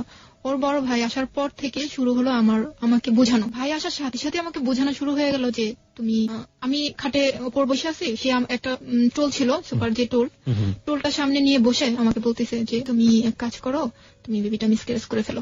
এটা বড় ভাই প্রথমে আপনাকে বলল? বড় ভাই প্রথমে বলল। তখন আমি একটু অবাক, আমি একবার ওর দিক তাকাইতেছি, একবার ভাইয়ার দিক তাকাইতেছি। তারপর আরো অনেক কিছু বোঝানো শুরু হয়ে গেল যে যদি তোমার এই বেবিটা ছেলে হয়, তাহলে দেখা যাবে যে সবার আগে বাবাকে খুন করতেছে, আর যদি মেয়ে হয় তাহলে কখনোই বিয়ে দিতে পারবে না। সবাই তাকে যার সন্তান বলবে, বড় হয়ে কোথাও বিয়ে দিতে পারবে না। আর তোমার পড়াশোনাও নষ্ট হয়ে যাবে, আর তোমার হাজবেন্ডের যে এখন একদম মাঝপথ, এই পথেও তোমার হাজবেন্ডের পড়াশোনাও নষ্ট হয়ে যাবে। তারপর কি করতে হবে, যে কামলা দিয়ে খেতে হবে। তখন কি তোমরা ভালো থাকতে পারবে? এরকম আমাকে প্রশ্ন করতেছে, বিভিন্ন রকমের প্রশ্ন করে আপনাকে বোঝানোর চেষ্টা করতেছে। তো আমার হাজবেন্ডও কিন্তু এরকমই কথাবার্তা আমাকে বলতেছে, বুঝাইতেছে, একদিন দুদিন করে বুঝাইতেছে। লাস্ট আমি একটা কথা আমাকে বলা হয়েছিল যে তুমি মেয়ে হলে বিয়ে দিতে পারবে না, তুমি বিয়ে দিতে পারবে না, তাকে জারজ বলা হবে। এই কথাটা আমার অনেক বেশি লাগছিল। তখন আমি বললাম হ্যাঁ ঠিক আছে, আমি বেবি মিসক্যারেজ করবো। ক্লাস 9 পড়েন আপনি, 14 বছর বয়স, আপনি 5 মান্থ প্রেগন্যান্ট, এবং আপনি ওই সময় বেবি অ্যাবর্ট করতে যাচ্ছেন। আপনার ফিজিক্যাল, আমি একেবারেই হ্যাংলা ছিলাম, আর বলতেছি। তো তখন আমি রাজি হয়ে গেলাম যে হ্যাঁ আমি বেবিটা মিসক্যারেজ করে ফেলবো। তো এখন বিভিন্ন হসপিটাল আমাকে নেওয়া হচ্ছে। ওর ভাই বিভিন্ন হসপিটাল কেন নিচ্ছে? বিভিন্ন হসপিটাল এই কারণে যে হসপিটালে আমি যাচ্ছি না কেন, আমার অপারেশন করতে চাইতেছে না। একই হইতেছে আমার প্রেশার এতই কম ছিল, অনেক কম ছিল, আর গায়ে রক্ত একেবারেই ছিল না। তো এই কারণে ডাক্তাররা বলতেছে না আমরা এটা করতে পারবো না, যদিও করি আপনাকে বন্ডসই দিতে হবে, যে কিছু হলে, এই মেয়ের কিছু হলে এটার জন্য ডাক্তাররা দায়ী থাকবে না। আপনার প্যারেন্টস যারা ছিল, আপনার অভিভাবক যারা ছিল, তারা কি বলছিল? আমার আব্বু আম্মু এটার জন্য আমাকে একদমই সাপোর্ট করেনি, আমাকে অনেক বুঝাইছে যে আমরা পালবো, তোমার পালা লাগবে না, আমরা পালবো। আমার এক আন্টি ছিল, যে অনেক অনেক গরিব একটা আন্টি, আমার আম্মুর খালাতো বোন। তো ওই আন্টি আমাকে বলছে যে তুই শুধু আমাকে দিয়ে দে, জন্মটা দিয়ে আমাকে দিয়ে দে, আমি সারা জীবন তোর সামনেই আসবো না ওর নিয়ে, এরকম বলছে। তারপর আমি রাজি হইনি, বলছি না। আমি আমার হাজবেন্ডকে বললাম যে আমি বেবিটা রাখি, আমাদের কাছে রাখবো না, আমার আন্টিকে দিয়ে দেবো, নিয়ে যাক, আমার চোখের সামনে থাকবে না, অনেক দূরে নিয়ে যাবে, এরকম বলছে ওকে আমি। কিন্তু ও কিছুতেই কিছু না, মিসক্যারেজ করতেই হবে, তাহলে তোমার প্রবলেম, আমার প্রবলেম, এটা থাকলে অনেক প্রবলেম হবে, অনেক প্রবলেমের কথা আমাকে বোঝালো। তারপর তো আমি রাজি হলাম। আমার আব্বু আম্মু একদমই রাজি ছিল না। অনেক হসপিটাল ঘোরার পর আমাদের গাজীপুরে যে সদর হসপিটাল, ওখানকার একটা নার্স ছিল মহিলা, ওই মহিলা আমাকে, আমার হাজবেন্ডকে বললো যে আমি এই জিনিসটা করাই দিতে পারবো, তবে এখানে না, হসপিটালে না, একটা বাড়িতে। তখন আমার হাজবেন্ড রাজি হয়ে গেল, ঠিক আছে আমাদেরকে ওখানে নিয়ে চলেন। তো সেদিন আমরা ঠিকঠাক করে চলে আসছি, বাসায় চলে আসছি। বাসায় আসার পর আম্মুরও বলছি যে আম্মু এই ঘটনা, এখানে নিয়ে গেছিল সদর হসপিটালের এক নার্স আছে, নার্স আমাদের এই বলছে। তখন আম্মু ওই নার্সের কথা বলার সাথে সাথে আম্মু নার্সকে চিনা ফেলছে, বলছে এটা তো এই নাম না? আমি বলছি হ্যাঁ এই নামটাই। তো বলছে বাবা তুমি মরে যাবা, আমাকে বলছে বাবা তুমি মরে যাবা, তোমার কোনো দরকার নাই, তুমি জুয়েলকে মানা করে দাও যে আমি মিসক্যারেজ করবো না, মানা করে দাও। আমার মা তো একদমই রাজি না, একদমই না। তো আমি বললাম না আম্মু এই সমস্যা হবে, দেখো মা আমার এই যে পড়াশোনা একদম একেবারে নষ্ট হয়ে যাবে, আর ছেলে হলে ওর বাবাকে খুন করবে, মেয়ে হলে এই করবে, বিয়ে দিতে পারবো না, যার সন্তান বলবে, এরকম আমার মাকে আমি বুঝাইতেছি। তারপর আমার আম্মু আর কিছুই বলে নাই, আম্মু রাজি না, মানে হ্যাঁও বলে নাই নাও বলে নাই, কিছুই না, চুপ করে আছে। তারপরের দিন সকালবেলা আমি আমার হাজবেন্ড দুজন হসপিটালে, মানে ওই সদর হসপিটালে চলে গেলাম। যাওয়ার সময় আম্মু গোসলখানায় ছিল, বলার জন্য যে বলবো যে আম্মু আমি চলে যেতেছি। আম্মু আমার চেহারাটাও দেখেনি, শুধু গোসলখানার ও পাশে আম্মা ছিল, আমি এই পাশ থেকে বললাম যে আম্মু আমি চলে গেলাম। ওখান থেকে ওই নার্স একটা বাড়িতে আমাকে নিয়ে গেল। ওখানে ওই বাড়িতে আসলে যে মহিলা, ওই মহিলা বেবি মিসক্যারেজই করে, ওনার কাজই হচ্ছে এটা। তো রুমটা ছিল এরকম, আমি বলতে চাই যে একটা বেড ছিল আর পাশে আরেকটা বেড ছিল, আর যে বেডটাতে আমি ছিলাম ওই বেডটা আমাদের বিছানা যেরকম তোষক জাজিম টাজিম থাকে এরকম সেম, কোন হসপিটালে যে বেডগুলো ওরকম না, এরকম বেড। তো ওখানে আমাকে নিয়ে গেল, ওখানে ওই বেডে আমাকে রাখা হলো, এবং যখন আমি গেছি তখনই আমাকে দেওয়া হলো, স্যালাইন দেওয়া হলো, আর একের পর এক ক্যাপসুল খাইতে দেওয়া হলো। আমার একের পর একটা ক্যাপসুল খেলাম। আর এটা ওই নার্সে করছে, কোনো ডাক্তার না, কোনো ডাক্তার না, নার্সও বলা যাবে না ওটাকে। নার্স তো ওখানে আমাকে পরিচয় করে দিয়ে চলে আসলো। কে করছে আপনি কিছুই জানেন না? কে করতেছে আমি কিন্তু জানি না। একটা মহিলা ছিল, একটা বুড়া মহিলা ছিল, উনি করছে সবকিছু। উনি আমাকে ওষুধ দিতেছে, উনি আমাকে স্যালাইন লাগাইছে, উনি আমাকে এই স্যালাইনের ভিতর যে বিভিন্ন রকমের ওষুধ ওগুলা দিচ্ছে, ওই মহিলাই করছে। যখন আমার পেটের ব্যথাটা আস্তে আস্তে বাড়তে শুরু করলো, পেটে ব্যথা করতেছে, আমার কোমর থেকে পেটে ব্যথা করতেছে, আস্তে আস্তে ব্যথা করতেছে। যখন আমার ব্যথাটা এত পরিমাণ বেড়ে গেল যে আমি কিছুতেই থাকতে পারছি না, আমার অনেক চিল্লাচিল্লি করতেছি, আমি অনেক চিল্লাচিল্লি করতেছি। তখন আমার হাজবেন্ড কি করলো, যে আমার আম্মুকে যে বাসায় আয়সা নিয়ে গেল, আমাকে ওই অবস্থা ওখানে রেখে আমার আম্মুকে নিতে আসলো। আমার আম্মু কিন্তু আম্মু ডাকে না, ডাকে আন্টি।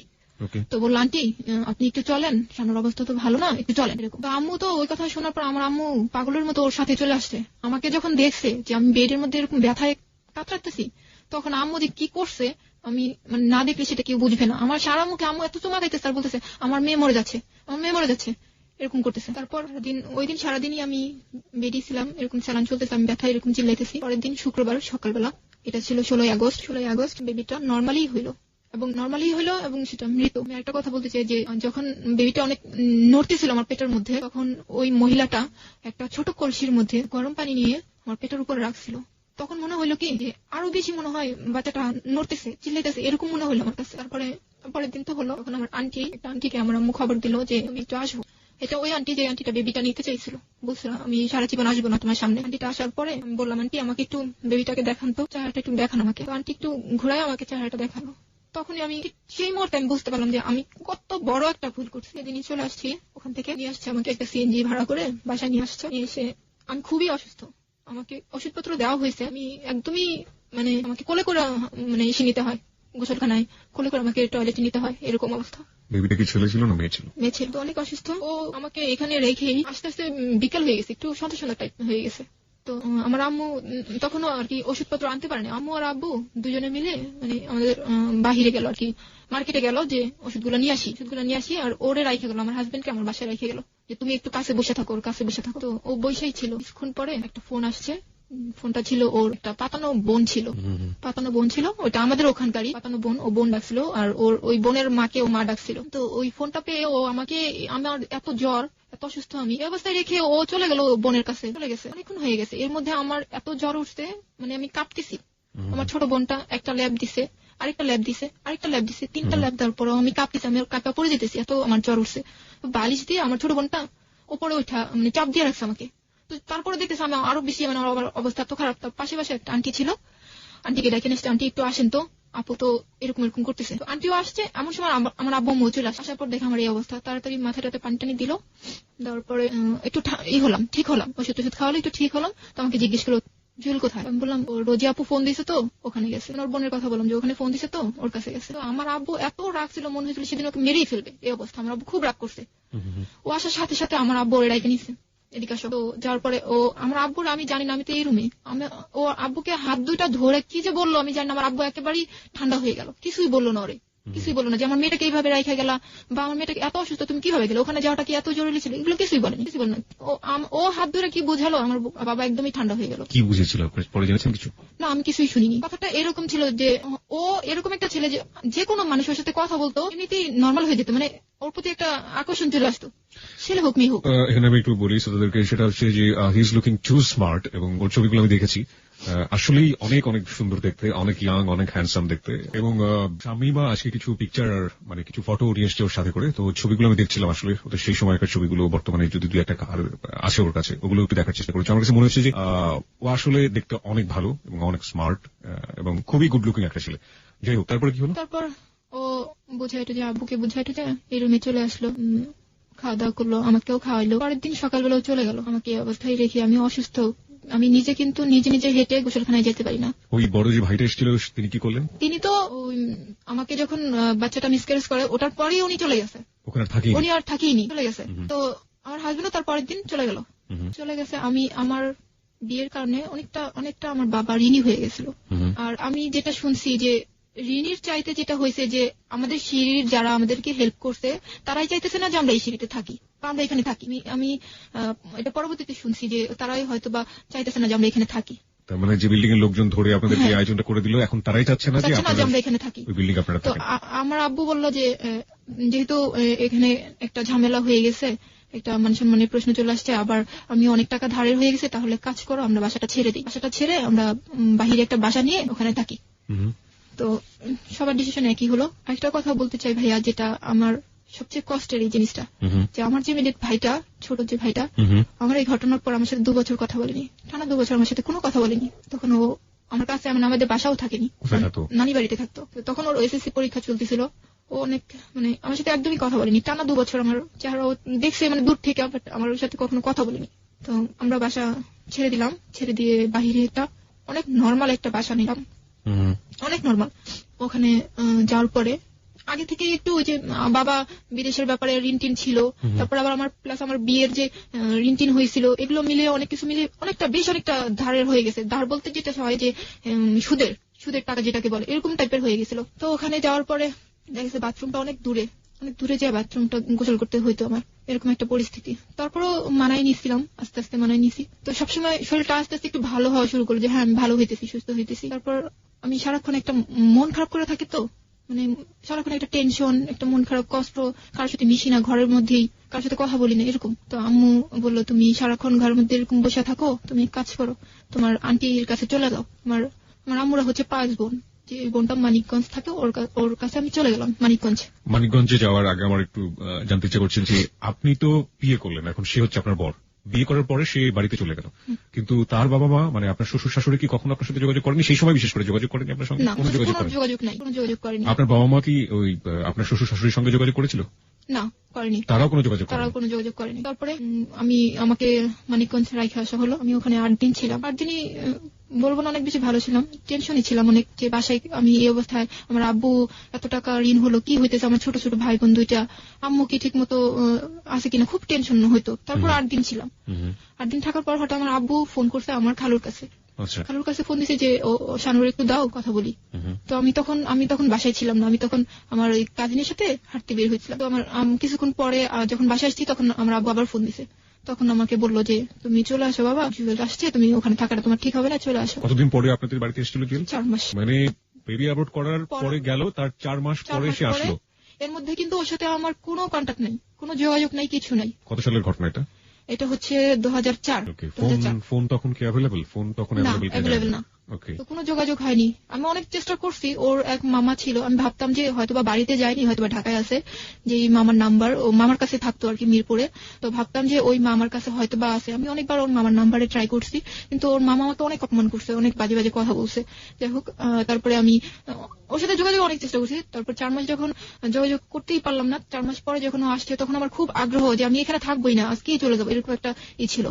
পরের দিন সকালবেলা আমি চলে আসছি বাসায় আসার পর দেখি যে ও আমাদের রুমে না, অন্য একটা রুমে শুয়ে আছে, অন্য একটা রুমে। আর আমাদের রুমে কিন্তু কিছুই ছিল না, বসার মতো, শোয়ার মতো। 4 মাস পরে এসে কিভাবে আপনাদের খুঁজে বের করলো? খুঁজে বের করছে যে আমার নানু বাড়িটা ছিল আপনার, আমরা যেখানে থাকি, কোয়ার্টারে যেখানে থাকতাম, তার গেটের আর কি মানে অপর সাইডে। ও জানতো যে ক্যানবোর্ড কলেজটা তারপরেই শানুর নানির বাড়ি, এরকম ও জানতো।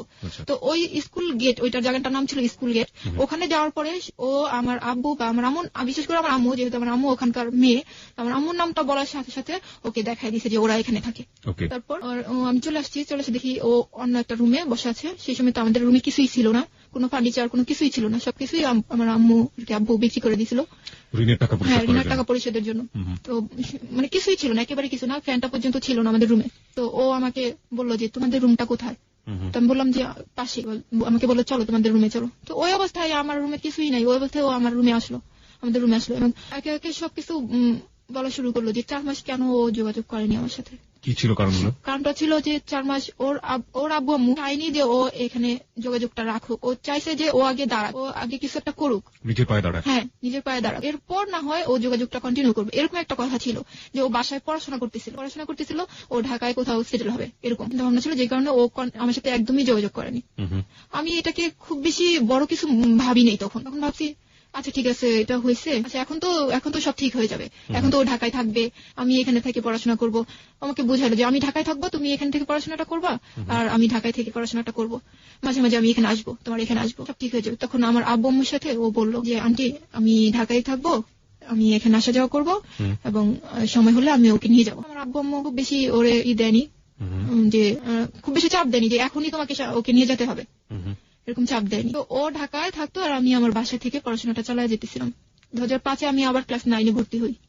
5-এ যখন আমি 9-এ ভর্তি হই, আর ও তখন ঢাকায়, ও আমাকে বলছিল যে জাহাঙ্গীরেও ভর্তি হয়েছিল, প্লাস ও হচ্ছে আপনার আইএলটিএস করতেছিল। এর মধ্যে ওর সাথে আমার কখনোই কোনোদিন কোনো বিষয়, জাহাঙ্গীরনগর ইউনিভার্সিটিতে চান্স পেয়েছিল, রাইট? পেয়েছিল। কিসে পড়তে আপনি জানতেন? না, আমি জানতাম না। ওটা ছিল আসলে, ওটা ও ভর্তি হয়নি ওখানে, মিথ্যা কথা ছিল। তখন আমাকে বলছিল যে আমি জাহাঙ্গীরে ভর্তি হয়েছি, আর প্লাস পাশাপাশি আমি আইএলটিএস করছি। তো আমি ওকে বিশ্বাস করছি, ওকে ঠিক আছে। তো আমি ও কি করছে যে এর মধ্যে কিন্তু ওর সাথে আমার কোনো ঝগড়াঝাটি, কোনো কিছু না, মনোমালিন্য কিছুই কখনো কোনো বিষয় নিয়ে হয়নি, না ওর বাসার লোকজনকে নিয়ে, না আমার বাসার লোকজনকে নিয়ে, কোনো কিছুই হয়নি। আমি যে ও আমার সাথে ফ্লোরে থাকতেছে, আমার মাথার উপর ফ্যান নেই, ও আমার সাথে থাকতেছে, আমার বাথরুমটা অনেক দূরে, ওখানেই যাইতেছে, এমনকি সাপ্লাই পানি নেই, কল চেপে পানি বের করতে হইতেছে, ও করতেছে তাই। তাই করতেছে। এবং বর্ষার দিন আসলে টিন আসলে উপরে, ঘরে টিন আসলে উপরে, ওই টিন দিয়ে পানি পড়তো, ওর কোনো কিছুই মনে হতো না। ওরকম পরিবেশে ও আমার সাথে ছিল, মানায় গেছে আমার সাথে। আমি যেরকম পরিবেশে ছিলাম ও সেরকম পরিবেশে ছিল। চলতেছে ভালো ভালো, অনেক ভালো চলতেছে। ও ঢাকা টিউশনি করে যতটুকু পারতো আমাকে হেল্প করতো। 500, 300 টাকা, 200 টাকা বা 500 টাকা যখনই যা পারতো আমাকে দিত। আপনার সঙ্গে থাকতো নাকি ওর আলাদা কোথাও থাকতো? না, ও ঢাকায় থাকতো। ও আসতো সপ্তাহে 1 দিন বা 15 দিনে 1 দিন থাকতো, 2 দিন এরকম আসতো।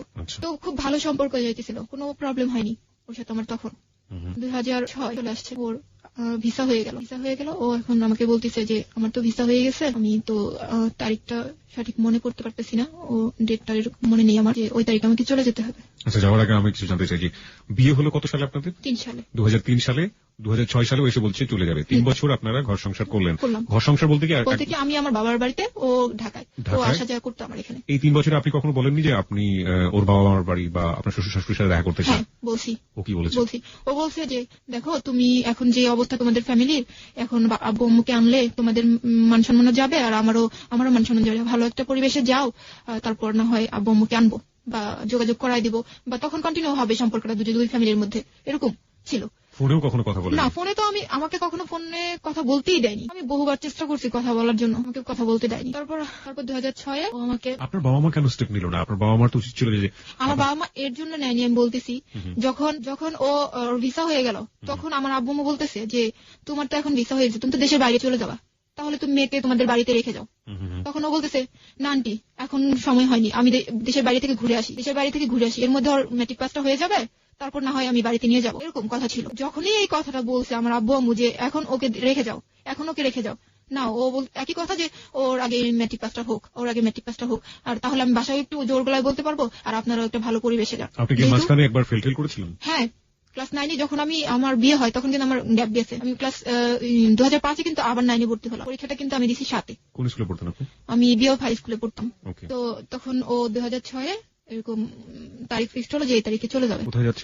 অস্ট্রেলিয়াতে চলে যাবে। তো ও আমাকে যাওয়ার সময় 1200 টাকা দিয়ে গেল, যে তুমি এই 1200 টাকা রাখো, যাওয়ার পরের মাসেই আমি তোমাকে তোমার হাত খরচ পাঠিয়ে দিব, যেহেতু তোমার সামনে পরীক্ষা। এরকম বললো। খুব অবাক কাণ্ড যে আমি আমার হাজবেন্ডকে, দেশের বাইরে চলে যাচ্ছে, আমি আমার হাজবেন্ডকে এয়ারপোর্ট পর্যন্ত দিতে আসতে পারিনি। আমাকে নেয়নি। ওর ফ্যামিলি, ও বাড়িতে আমার এখান থেকে চলে গেছে 2 দিন আগে আমার সাথে দেখা করে চলে গেছে। তারপর তার 2 দিন পরে ও অস্ট্রেলিয়াতে চলে গেছে। মানে আমার এখানে 2 দিন আগে, তারপর ও বাড়িতে গেছে, বাড়িতে যে ওখান থেকে 2 দিন পরে অস্ট্রেলিয়াতে চলে গেছে। এর মধ্যে ও আমার সাথে এয়ারপোর্টে নেমে আমার সাথে কথা বলছে যে আমি এখন প্লেনে উঠবো, এখনই আমি ভেতরে যাব। এরকম ওর ফ্যামিলি আসছে, সেখানে আমাকে নেয়নি।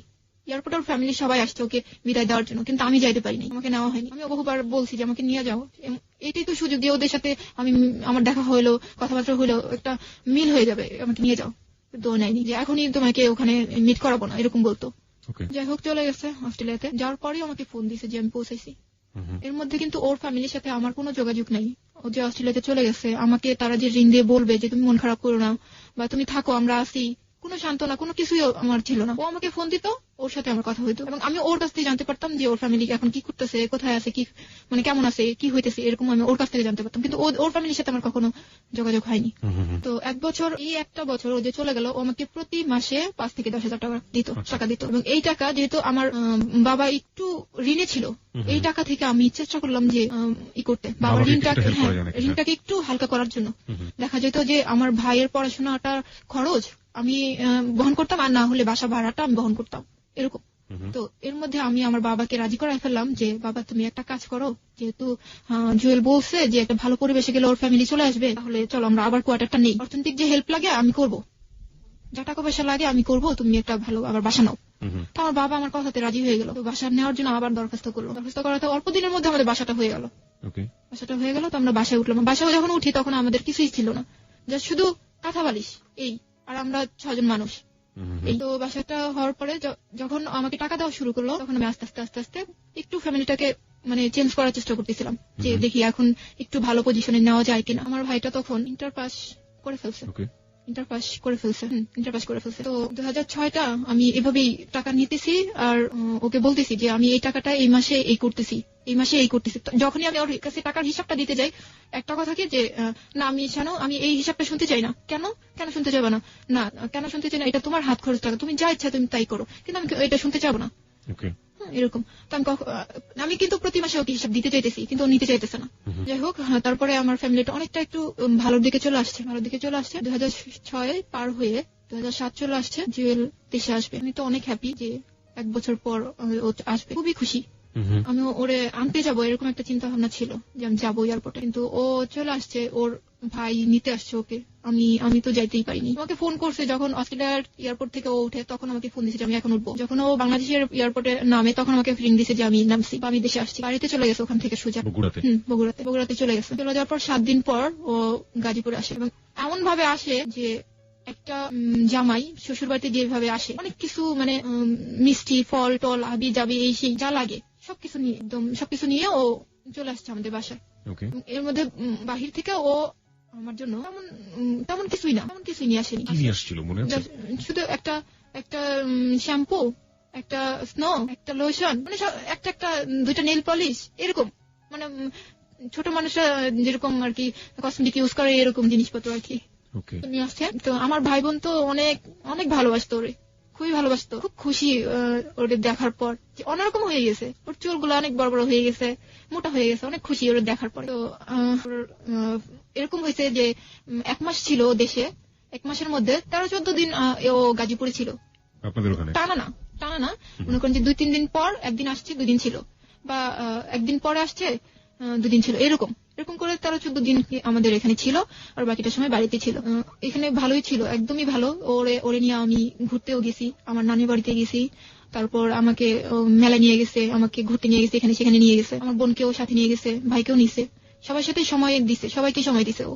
এবং আমার আব্বু আম্মুরে এমন বোঝাইছে, আমার আব্বু আম্মু ওরে ছাড়া অনেক কিছুই বোঝে না। তো তার মনটা মনে হয় যে কি জানি, এটা মানে জাদু, যে ও জাদু করছে আমার ফ্যামিলিটাকে, এত মানে ভালোবেসে ফেলছে আমার ফ্যামিলি। তো একটা মাস কিভাবে যে দেখতে দেখতে কাটা গেল, ওর যাওয়ার সময় হয়ে গেছে, ও আবারও চলে গেল। এবারও আমি চাইছিলাম যে আমি যাবো ওর সাথে, এবার আমি যেতে পারিনি। এবারও আসার পর কিন্তু বলা হয়েছিল যে তুমি আবারও চলে যাচ্ছ, মেয়েটা এখানে তুমি ওরে এই করো, রাইখা যাও, অন্তত ঘুরাইয়া নিয়ে আসো একবার। হ্যাঁ, তুমি যখন আসছো একবার না হয় তোমাদের বাড়িতে ঘুরাই নিয়ে আসো। অস্ট্রেলিয়াতে কি করতো? অস্ট্রেলিয়াতেও পড়াশোনা করতো, প্লাস একটা জব করতো।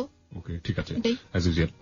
যেটা বলছিলেন যে ঘুরে নিয়ে আসার কথা হচ্ছিল, তো আমার আম্মু বলতো যে তুমি একবার ঘুরাই নিয়ে আসো তোমাদের বাড়ি থেকে, বাড়িটা একটু দেখে আসুক, সবাইকে একটু চিনা জানা আসুক, ওখানে না থাকলো তুমি নাই, ওখানে না থাকলো তুমি এমনিতে একটু ঘুরাই নিয়ে আসো। বেশি একটা আগ্রহ ছিল না আন্টি থাক, এখানেই থাক, ওখানে ওর মন ভালো লাগবে না, খারাপ লাগবে, এই সেই। 6-9 বুঝ দিল আমার আম্মু, ঠিক তাই বুঝা, ঠিক আছে ওকে। 2007 চলে আসলো, আমার পরীক্ষা পৌঁছে লাগলো, আমার পরীক্ষা শুরু হলো, এসএসসি পরীক্ষা। তখন আমি একটু অসুস্থ ছিলাম, খুব জ্বর ছিল আমার। এই অবস্থায় আমি পরীক্ষা দিছি, ও চলে গেছে। ওর সাথে আমার কন্টিনিউ যোগাযোগ আছে, রেগুলার যোগাযোগ। দেখা গেছে একদিনে 3-4 বার ফোন দিত আমারে, 3-4 বার ফোন দিত। খাওয়ার টাইমে, দুপুর লাঞ্চের সময় ওকে ফোন দিতেছে, খাইছো? হ্যাঁ খাইছি, এরকম। রাত্রেবেলাও ফোন দিত, খাইছো? হ্যাঁ খাইছি। পরীক্ষা কেমন হলো এরকম জানতো। 3-4 বার তো ফোন দিতই একদিনে দিত। তো কথা বলতাম, গল্প করতাম, ফোন দিলে ঘন্টা কথা বলতাম, শেষ হইতোই না। যখন অনেক কথা বাকি আছে এরকম কথা বলতেই থাকতাম। যাই হোক, তারপরে 2007 আমার পরীক্ষার রেজাল্ট বের হয়ে গেল যে আমার অঙ্কে খারাপ হলো। তো আমি বললাম যে আমার অঙ্কে তো খারাপ হয়েছে। ও বললো যে কিছু হয়নি, সমস্যা নেই, আবার দিবা, অঙ্কটা আবার দিবা। তোমার আচ্ছা ঠিক আছে, অঙ্কটা আবার দিব। যাক, এই 7টা এইভাবে ফোনে কথা বইলা সময় কাটাইয়া পরীক্ষা দিয়ে এরকম করে চলে গেল। কিভাবে চলে গেছে, 2008 সাল চলে আসছে। এবার কিন্তু একটু অন্যরকম হয়ে গেল। 2007 যখন ও দেশে আসছে, তখন কিন্তু বরাবর আমাকে ফোন দিয়ে আসছে যে আমি কিন্তু এই তারিখে আসবো, বা আমি এই যে অস্ট্রেলিয়া এয়ারপোর্ট থেকে উঠতেছি, আমি ভেতরে ঢুকতেছি, এখন ফোনটা অফ করবো, এরকম বলতো। এবার একটু অন্যরকম হয়েছে যে ও আমাকে বলেনি যে ও কবে আসবে, ও শুধু বলছে আমি দেশে আসতে পারি। হ্যাঁ, যে আমি কবে আসবো এই তারিখটা কিন্তু আমাকে বলেনি। যখন ও অস্ট্রেলিয়ার এয়ারপোর্টে আসে তখন আমাকে বলে যে আমি আজকে আসবো, আমি আজকে প্লেনে উঠতেছি। আমি তো পুরো অবাক, আমি এক প্রকার কষ্টই পাইছি যে আমাকে জানালো না, এখনো উঠতেছে, এখনো আসবে, এরকম। তো আবার সেই ঢাকায় নেমে তারপর আবার ফোন দিল যে আমি আসি, আমি নামছি, এরকম। তারপরে আমি বললাম, এরকম সময় নামছে যে ভোর 4টা, তখন ও নামছে। তখন ও গাজীপুরের দিকে রওনা দিতে পারতো তখন রওনাটা। তখন ও বললো কি যে আমি এখন, আমার এক ফ্রেন্ড আছে সুব্রত নাম, ওর বাসায় থাকবো ঢাকায়, পরের দিন আমি চলে যাবো বাড়িতে। তো তখন আমি জোর করিনি যে তুমি বন্ধুর বাসায় কেন থাকবা, তুমি গাজীপুরে চলে আসো, এয়ারপোর্ট থেকে গাজীপুরে যেতে কতক্ষণ লাগবে, চলে আসো, এটা আর বলিনি। তো ওকে ঠিক আছে। কিন্তু পরের দিন সকালে কিন্তু ওর বাড়িতে যাওয়ার কথা, পরের দিন সকালে ও বাড়িতে যায়নি, সারাদিন ঢাকায় ছিল। সারাদিন ঢাকা থেকে সন্ধ্যার পরে ও গাড়িতে উঠছে, আমাকে বলেনি, এখানে বলেনি এবং আপনার বাসায় সে আসেনি। সে আসেনি। বলেও নি আমাকে যে আমি সন্ধ্যার পরে উঠছি। যখন ও আমাকে ফোন দিল তখন আমি একটু বাহিরে একটু চিল্লাচিল্লির মধ্যে ছিলাম। তো তখন আমি ওকে জিজ্ঞেস করলাম যে তুমি কি ওঠো নাই, তুমি কি বাসে ওঠো নাই? বলে যে হ্যাঁ আমি তো বাসে, কিন্তু তখন ও ঢাকায়, ও কিন্তু গাড়িতে উঠছে সন্ধ্যার পরে। তখন আমি যখন সন্ধ্যার পরে রিং দিছি তখন ও বলতেছে যে আমি এখনো পৌঁছাইনি। আমি বললাম তুমি না কখন রওনা দিছো, তুমি এখনো বগুড়া পৌঁছাও নাই? যে না আমি এখনো পৌঁছাইনি। তুমি রওনাটা দিছো কখন? সন্ধ্যার পরে। তাহলে তো তুমি গাজীপুরে আসতে পারতো, আমার সাথে দেখাটা করে যেতে পারতা, বা তুমি আসতে পারো না আমাকে তো বলতে পারতো যে শানু তুমি এই জায়গাটা আসো, তোমার সাথে দেখা করে যাই, এটা তো বলতে পারতা। বেশি মানে মনে হলো কি একটু বিরক্ত টাইপ, যে আমার কথা শুনতে ওর ভালো লাগতেছে না, এরকম রেখে দিল। রেখে বাড়িতে চলে গেল। তখন মানে ঈদ ছিল ও ঈদটা ছিল 7 তারিখে, ও আসলো 13 তারিখে ও গাজীপুর আসলো। আসার পরে একটু চেঞ্জ এরকম আসলো যে ও বলতেছে যে আমি আজকে আসবো। ও বের হয়েছে বাসা থেকে আজকে যে আমি আজকে আসবো, কিন্তু ও আজকে আসেনি আমার কাছে। আজকে সকালে ও রওনা দিছে, পরের দিন রাত 1টায় ও বাসায় আসছে। তাও ওকে যায় নিয়ে আসতে হয়েছে। হ্যাঁ, নিয়ে আসতে হয়েছে মানে গেটে তো আমাদের যে আমরা তো বাসায় থাকতাম, গেটে কিন্তু ওকে একা আসতে দিবে না, বা কোনো গেস্ট আসলে আসতে দিবে না।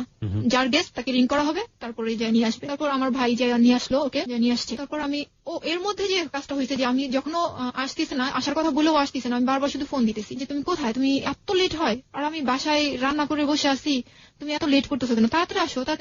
ও বলতেছে আমি ব্যাংকে বসে আছি, ঢাকা ব্যাংকে বসে আছি। ব্যাংকে কি করো? ব্যাংকে কাজ আছে, ব্যাংকে বসে আছি। কিন্তু ও ব্যাংকে ছিল না, ও ছিল দিনাজপুর। যখন ও আসলো তখন রাত 1টা। দিনাজপুর ছিল, এটা আপনি পরে জেনেছেন? হ্যাঁ, পরে জেনেছি। তো ও রাত্রে আসলো, রাত্রে খাওয়া দাওয়া করে আমরা ঘুমাই গেলাম। পরের দিন ও আমাকে বাণিজ্য মেলায় নিয়ে যাবে, বাণিজ্য মেলায় ঘুরতে নিয়ে যাবে। দিনাজপুরে কি করছিল? আমি বলতেছি এখনই যাবে, দিনাজপুরের ঘটনাটা এখনই যাবে। তো আমি বলতেছি বাণিজ্য মেলায় যাবো।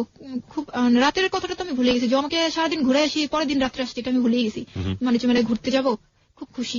পরের দিন ওর সাথে আমি বাণিজ্য মেলায় ঘুরতে যাবো। বাসে যখন উঠছি আমি, কতক্ষণ যাওয়ার পরই ওর একটা ফোন আসলো। ফোনটা ছিল ওর এক ফ্রেন্ডের গার্লফ্রেন্ডের। তো ও ফোন দিয়ে ওরা যখন কথা বলতেছে, আমি তো ও পাশের কথাগুলো শুনতে পারতেছি না, বাট ও যে অ্যান্সার করতেছে এগুলো কিন্তু আমি শুনতে পারতেছি। এরকম ছিল কথাগুলা যে আমি তো ইচ্ছা করে যাইনি, কাজলে আমাকে জোর করে নিছে। ও পাশ থেকে কি বলছে আমি জানি না। ও আবার বলতেছে যে কাজলকে আমি জোর করে নিনি, কাজল আমাকে জোর করে নিছে, এরকম বলতেছে। আমি বুঝতে পারলাম যে ও ঢাকা ছিল না। তখন ওকে আমি তখন কিছু জিজ্ঞেস করিনি। বাণিজ্য মেলায় গেলাম, ওদের সাথে দেখা হলো। ওরাও ছিল, ওর গার্লফ্রেন্ড, ওর বন্ধু আর বন্ধুর যে গার্লফ্রেন্ড ছিল ওরাও ছিল ওখানে। ওদের সাথে প্রথমে পরিচয় করা দিল আমাকে যে আমি ওর কাজিন হই। ওদের সাথে পরিচয় করা দিল যে আমি ওর কাজিন হই। কিন্তু যে ভাইয়াটা ছিল, ওই ভাইয়াটার যে গার্লফ্রেন্ড ছিল, সে তো তার গার্লফ্রেন্ডকে পরিচয় করে দিতেছে যে সে আমার গার্লফ্রেন্ড। তার কি প্রবলেম যে সে আমাকে পরিচয় করে দিল আমি তার কাজিন? আমি খুবই অবাক হই। আমি তখন মানুষের সামনে কিছুই বলিনি। আমি বাণিজ্য মেলা ওর সাথে দিব্যি ঘুরে বেড়াইছি, খাওয়া দাওয়া করছি, ঘুরছি ফিরছি, বাসায় চলে আসার পর আমাকে জিজ্ঞেস করছি যে আচ্ছা তুমি আমাকে ওদের সামনে কাজিন পরিচয় করা দিলা কেন? কি তোমার কাজিন? বলে কি না, এখনই সবাইকে সবকিছু জানাতে চাই না, তাহলে আমার অনেক অসুবিধা হবে। ও যেহেতু ওর গার্লফ্রেন্ডকে পরিচয় করেছে, তুমি তো বলতে পারতা যে এ আমার গার্লফ্রেন্ড। তুমি বউ পরিচয় না করাই দিলাম, তুমি তো বলতে পারতা যে এ আমার গার্লফ্রেন্ড। কি না, এটার অনেক প্রবলেম হবে, আমি অস্ট্রেলিয়াতে থাকি, আমার অনেক প্রবলেম হবে, আমি এখনই কিছু জানাতে চাই না, আমি যে বিয়ে করছি এটা আমি এখনই জানাইতে চাই না, এরকম একটা বোঝ দিল আমাকে। আমি তাই বুঝমাই না, ওর কথা মতো চুপচাপ, আর কোনো কথা বাড়াইলাম না। কথা বাড়াইলে ঝগড়া হবে, এর জন্য কথা আর বাড়াইলাম না। ও আমার সাথে তুমি কথা বল, আমরা সবাই টেলিভিশন দেখতেছি একসাথে বসে, এর মধ্যে ওর ফোন আসছে। ফোন আসার পর ও কি করলো, ও সবার সামনে থেকে উঠে বাহির রুমে যায়, দরজাটা আটকায়া কথা বলতেছে। এর মধ্যে আমি আবার উঠে যাই ওর রুমে যাওয়ার জন্য, দরজা ধাক্কা দিলাম, দেখি দরজা আটকানো। আমি ভাবলাম যে কি ব্যাপার, দরজা আটকা কার সাথে কথা বলে? আমি অত বেশি অবিশ্বাসের কিছু ছিল না। আমি ভাবলাম কথা জানি কার সাথে বলতেছে, এরকম একটা নিলাম। আমি চলে আসার পরে দেখি অনেকক্ষণ হয়ে গেছে ও কথাই বলতেছে। তারপর আমি দরজা নক করলাম, নক করার পরে খুললো। তারপর জিজ্ঞেস করলাম যে কার সাথে এতক্ষণ তুমি কথা বলো? দরজা আটকা? বলো যে বাসায় কথা বলছি। বাসায় কথা বলতেছো, দরজা আটকা কথা বলা লাগবে কেন? এটা তো লুকানোর কি? তুমি গাজীপুরে আসছো, গাজীপুর তোমার শ্বশুর বাড়িতে আসো, এটাকে তোমার ফ্যামিলি জানে না? এটা না জানার কি আছে? তুমি লুকায় কথা বলো কেন? বলে যে না, আমার বাসায় জানে না যে আমি গাজীপুরে আছি। জানে না মানে? তুমি বলো না যে তুমি গাজীপুরে তোমার শ্বশুর বাড়িতে? না, বলি না। কেন? না, এটা কি বলে আসতে হয়? কোনো সন্তান কি তার বাবা মাকে বলে আসে যে আমি শ্বশুর বাড়িতে যেতেছি? তা তো বুঝতেছি যে আমি গাজীপুরে যেতেছি। আচ্ছা, তারপরে এর মধ্যে ও বলতেছে যে তুমি পড়াশোনাটা কন্টিনিউ করো, আবার পড়ো। আমি বলছি দেখো জুয়েল, আমার না পড়তে ভালো লাগে না, আমি পড়তে পারতেছি না, আমি পড়বো না, এরকম বলতেছি। ও বললো আমাকে বলো কি যে আচ্ছা ঠিক আছে, আমি এটা নিয়ে তোমাকে কোনো জোর করবো না, তবে একটা কথা বলবো, সেটা হলো যে তোমার লাইফ সামনে, তোমাকে অনেক দূর যেতে হবে, তো তুমি চিন্তা করো তুমি কি করবা। ওকে, জুয়েল সম্পর্কে আমরা জানি, ও স্টুডেন্ট হিসেবে কেমন ছিল? খুবই ভালো ছিল। এসএসসি ইন্টার রেজাল্ট কি ছিল ওর? এসএসসি A+ ছিল, ইন্টারও A+ ছিল না, বাট কাছাকাছি এরকম ছিল। ঠিক আছে, তারপর তো আমাকে এই কথাটা বললো। তো আমি অত পড়াশোনাটা সত্যি আমার এটাই ভুল মনে হয়, যে আমি এটাই আমার মনে হয়নি যে এটা না করলে আমার প্রবলেম হবে। আমি বলছি আর জুয়েল তো বলছে যে এটা তোমার ইচ্ছা, তুমি বোঝো তুমি কি করবা। আমি ভাবছি আর না করলেও চলবে, তো পড়াশোনাটা ছেড়েই দিলাম, বললাম না। এসএসসি পরীক্ষা দেওয়ার আগে আপনি ছেড়ে দিলাম, বললাম না। তো 2008 ওর সাথে একটা ঝগড়া হয়, ইন্ডিয়া ঝগড়া হয় যে আমি পড়বো না। ও বলতেছে, ও কিন্তু জোর নাই যে জোর করতেছে না তোমাকে পড়তেই হবে, এরকম না, যে তুমি ভাবো তুমি কি করবা। আর আমার এরকম হয়তো যে যখন আমাকে পড়ার বিষয়টা করতো আমার একটু রাগই হইতো, কি বারবার শুধু একই কথা, পড়া, আমি পড়বো না, আমার হবে না, আমি পড়বোই না, এরকম বলতাম। কেন আপনি চিন্তা করতেন যে আপনার পড়া হবে না, সবাই যদি সবার এটা পড়া? আমি বলি, আমি যখন এসএসসি পরীক্ষা দিই, যখন আমার অঙ্কে খারাপ হলো, তখন কিন্তু আমি যখন আমি রেজিস্ট্রেশন করতে গেলাম, আবার যখন রেজিস্ট্রেশন করতে গেলাম, তখন স্যাররা আমাকে আটকাই দিল। কি কারণে আটকাই দিল? যে তুমি অঙ্কর যে পরীক্ষাটা, টেস্ট পরীক্ষাটা, এটা দাওনি, তোমাকে ফাইনাল পরীক্ষা দেওয়ানো যাবে না। এর জন্য আমার মনেই ভেঙে গেছে যে আমি একটা পরীক্ষা দেবো, আমি তো জানতামই না যে টেস্ট আবার দেওয়া লাগবে অঙ্ক পরীক্ষাটা। আচ্ছা, আমি আর পড়লামই না। তো ওর সাথে একই কথা ছিল যে তুমি করো, তুমি ভাবো তুমি কি করবা। কিন্তু ওর মনে কি ছিল বুঝিনি। তারপর 2008 15 দিন ও আমার কাছেই ছিল। আর 15 দিন, 2 মাস ছিল, 2 মাসের মধ্যে 15 দিন ও আমার কাছে ছিল, বাকি সময়টা ওর বাড়িতে ছিল এবং বিভিন্ন কাজে ও ব্যস্ত ছিল। যে হয়েছে যে সম্পূর্ণটা বাড়িতে ছিল না, ঢাকা ছিল বা কোনো বন্ধু বান্ধবের বাসায় ছিল, এরকম। 15টা দিন আমাকে দিছিল। তারপর এর মধ্যে 2008 ওরকে নিয়ে আমি আমার মানিকগঞ্জ আন্টির বাসায় ছিলাম 8 দিন। ওখানে আমি ঘুরতে যাই, আমার নানু বাড়িতে যাই, এখানে সেখানে ঘুরেও বেড়াইছি, সময় দিয়েছে আমাকে। তো যখন ওর যাওয়ার সময় হয়ে গেল, তখন আমার আম্মু আবারও বললো যে এইবার রাইখা যাও, ওকে রাইখা যাও, ও যখন পড়াশোনা করবে না এবারও রাইখা যাও। হ্যাঁ, শ্বশুর বাড়িতে এবার রাইখা যাও। বলে যে না, ও শুধু মেট্রিক পরীক্ষাটা দেখ, আমি ওরে বাসায় ঠিকই তুলে নিব। আচ্ছা, আপনার ভিতরে কি এরকম একটা চিন্তা কাজ করেছিল যে বিয়ে যেহেতু হয়ে যায়, বিয়েই তো আসলে মেয়েদের লাইফের একটা আসল ডেস্টিনেশন, পড়াশোনা না করলেও চলে, এরকম একটা ব্যাপার সম্পর্কে কাজ করতো? এরকমই যে বিয়ে যেহেতু হয়ে গেছে, আর পড়াশোনা করে কি হবে, আর কি দরকার। কিন্তু অদ্ভুত একটা ব্যাপার, আমি শ্রোতাদেরকে একটু অ্যাড্রেস করতে চাই এই সুযোগটাতে। সেটা হচ্ছে যে এটা কিন্তু মানে অস্বাভাবিক কোনো কিছু না। আমরা মেয়েদের ক্ষেত্রে এরকম দেখে থাকি যে অনার্স মাস্টার্স কমপ্লিট করার পরেও, বিয়ে করার পরে অনেকেই জবটপ কিছু করেন না, পড়তে হয়েছে তাই পড়েছেন। 1 2 নম্বর আরেকটা জিনিস দেখা যায়, সেটা হচ্ছে বিয়ে হয়ে গিয়েছে, অনেক সময় দেখা গেল অনেক ভালো ছাত্রী ছিল, বিয়ে হয়ে গিয়েছে, তারপরে পড়াশোনা ইচ্ছে করে বন্ধ করে দেয়। এটা পারিবারিক ভাবেও যেমন সমর্থন করা হয়, এবং একই সাথে মেয়েরও একটা ব্যাপার থাকে। যেমন আজকে শানু বলছে যে না, ওর মধ্যে একটা চিন্তা ভাবনা এইভাবে গ্রো করেছিল যে বিয়ে যেহেতু হয়ে গিয়েছে আর পড়াশোনা করে কি হবে। যাই হোক, এই ব্যাপারটা আসলে কতটা ভালো কতটা মন্দ সেটাই গল্প থেকে উঠে আসবে, আপনারা শেষ পর্যন্ত শুনবেন আশা করছি। শানু, তারপরে কি হলো? তারপর ও চলে গেল, সময় হয়ে গেল ওর যাওয়ার। 2 মাস দেশে থাকার পর ও চলে গেল।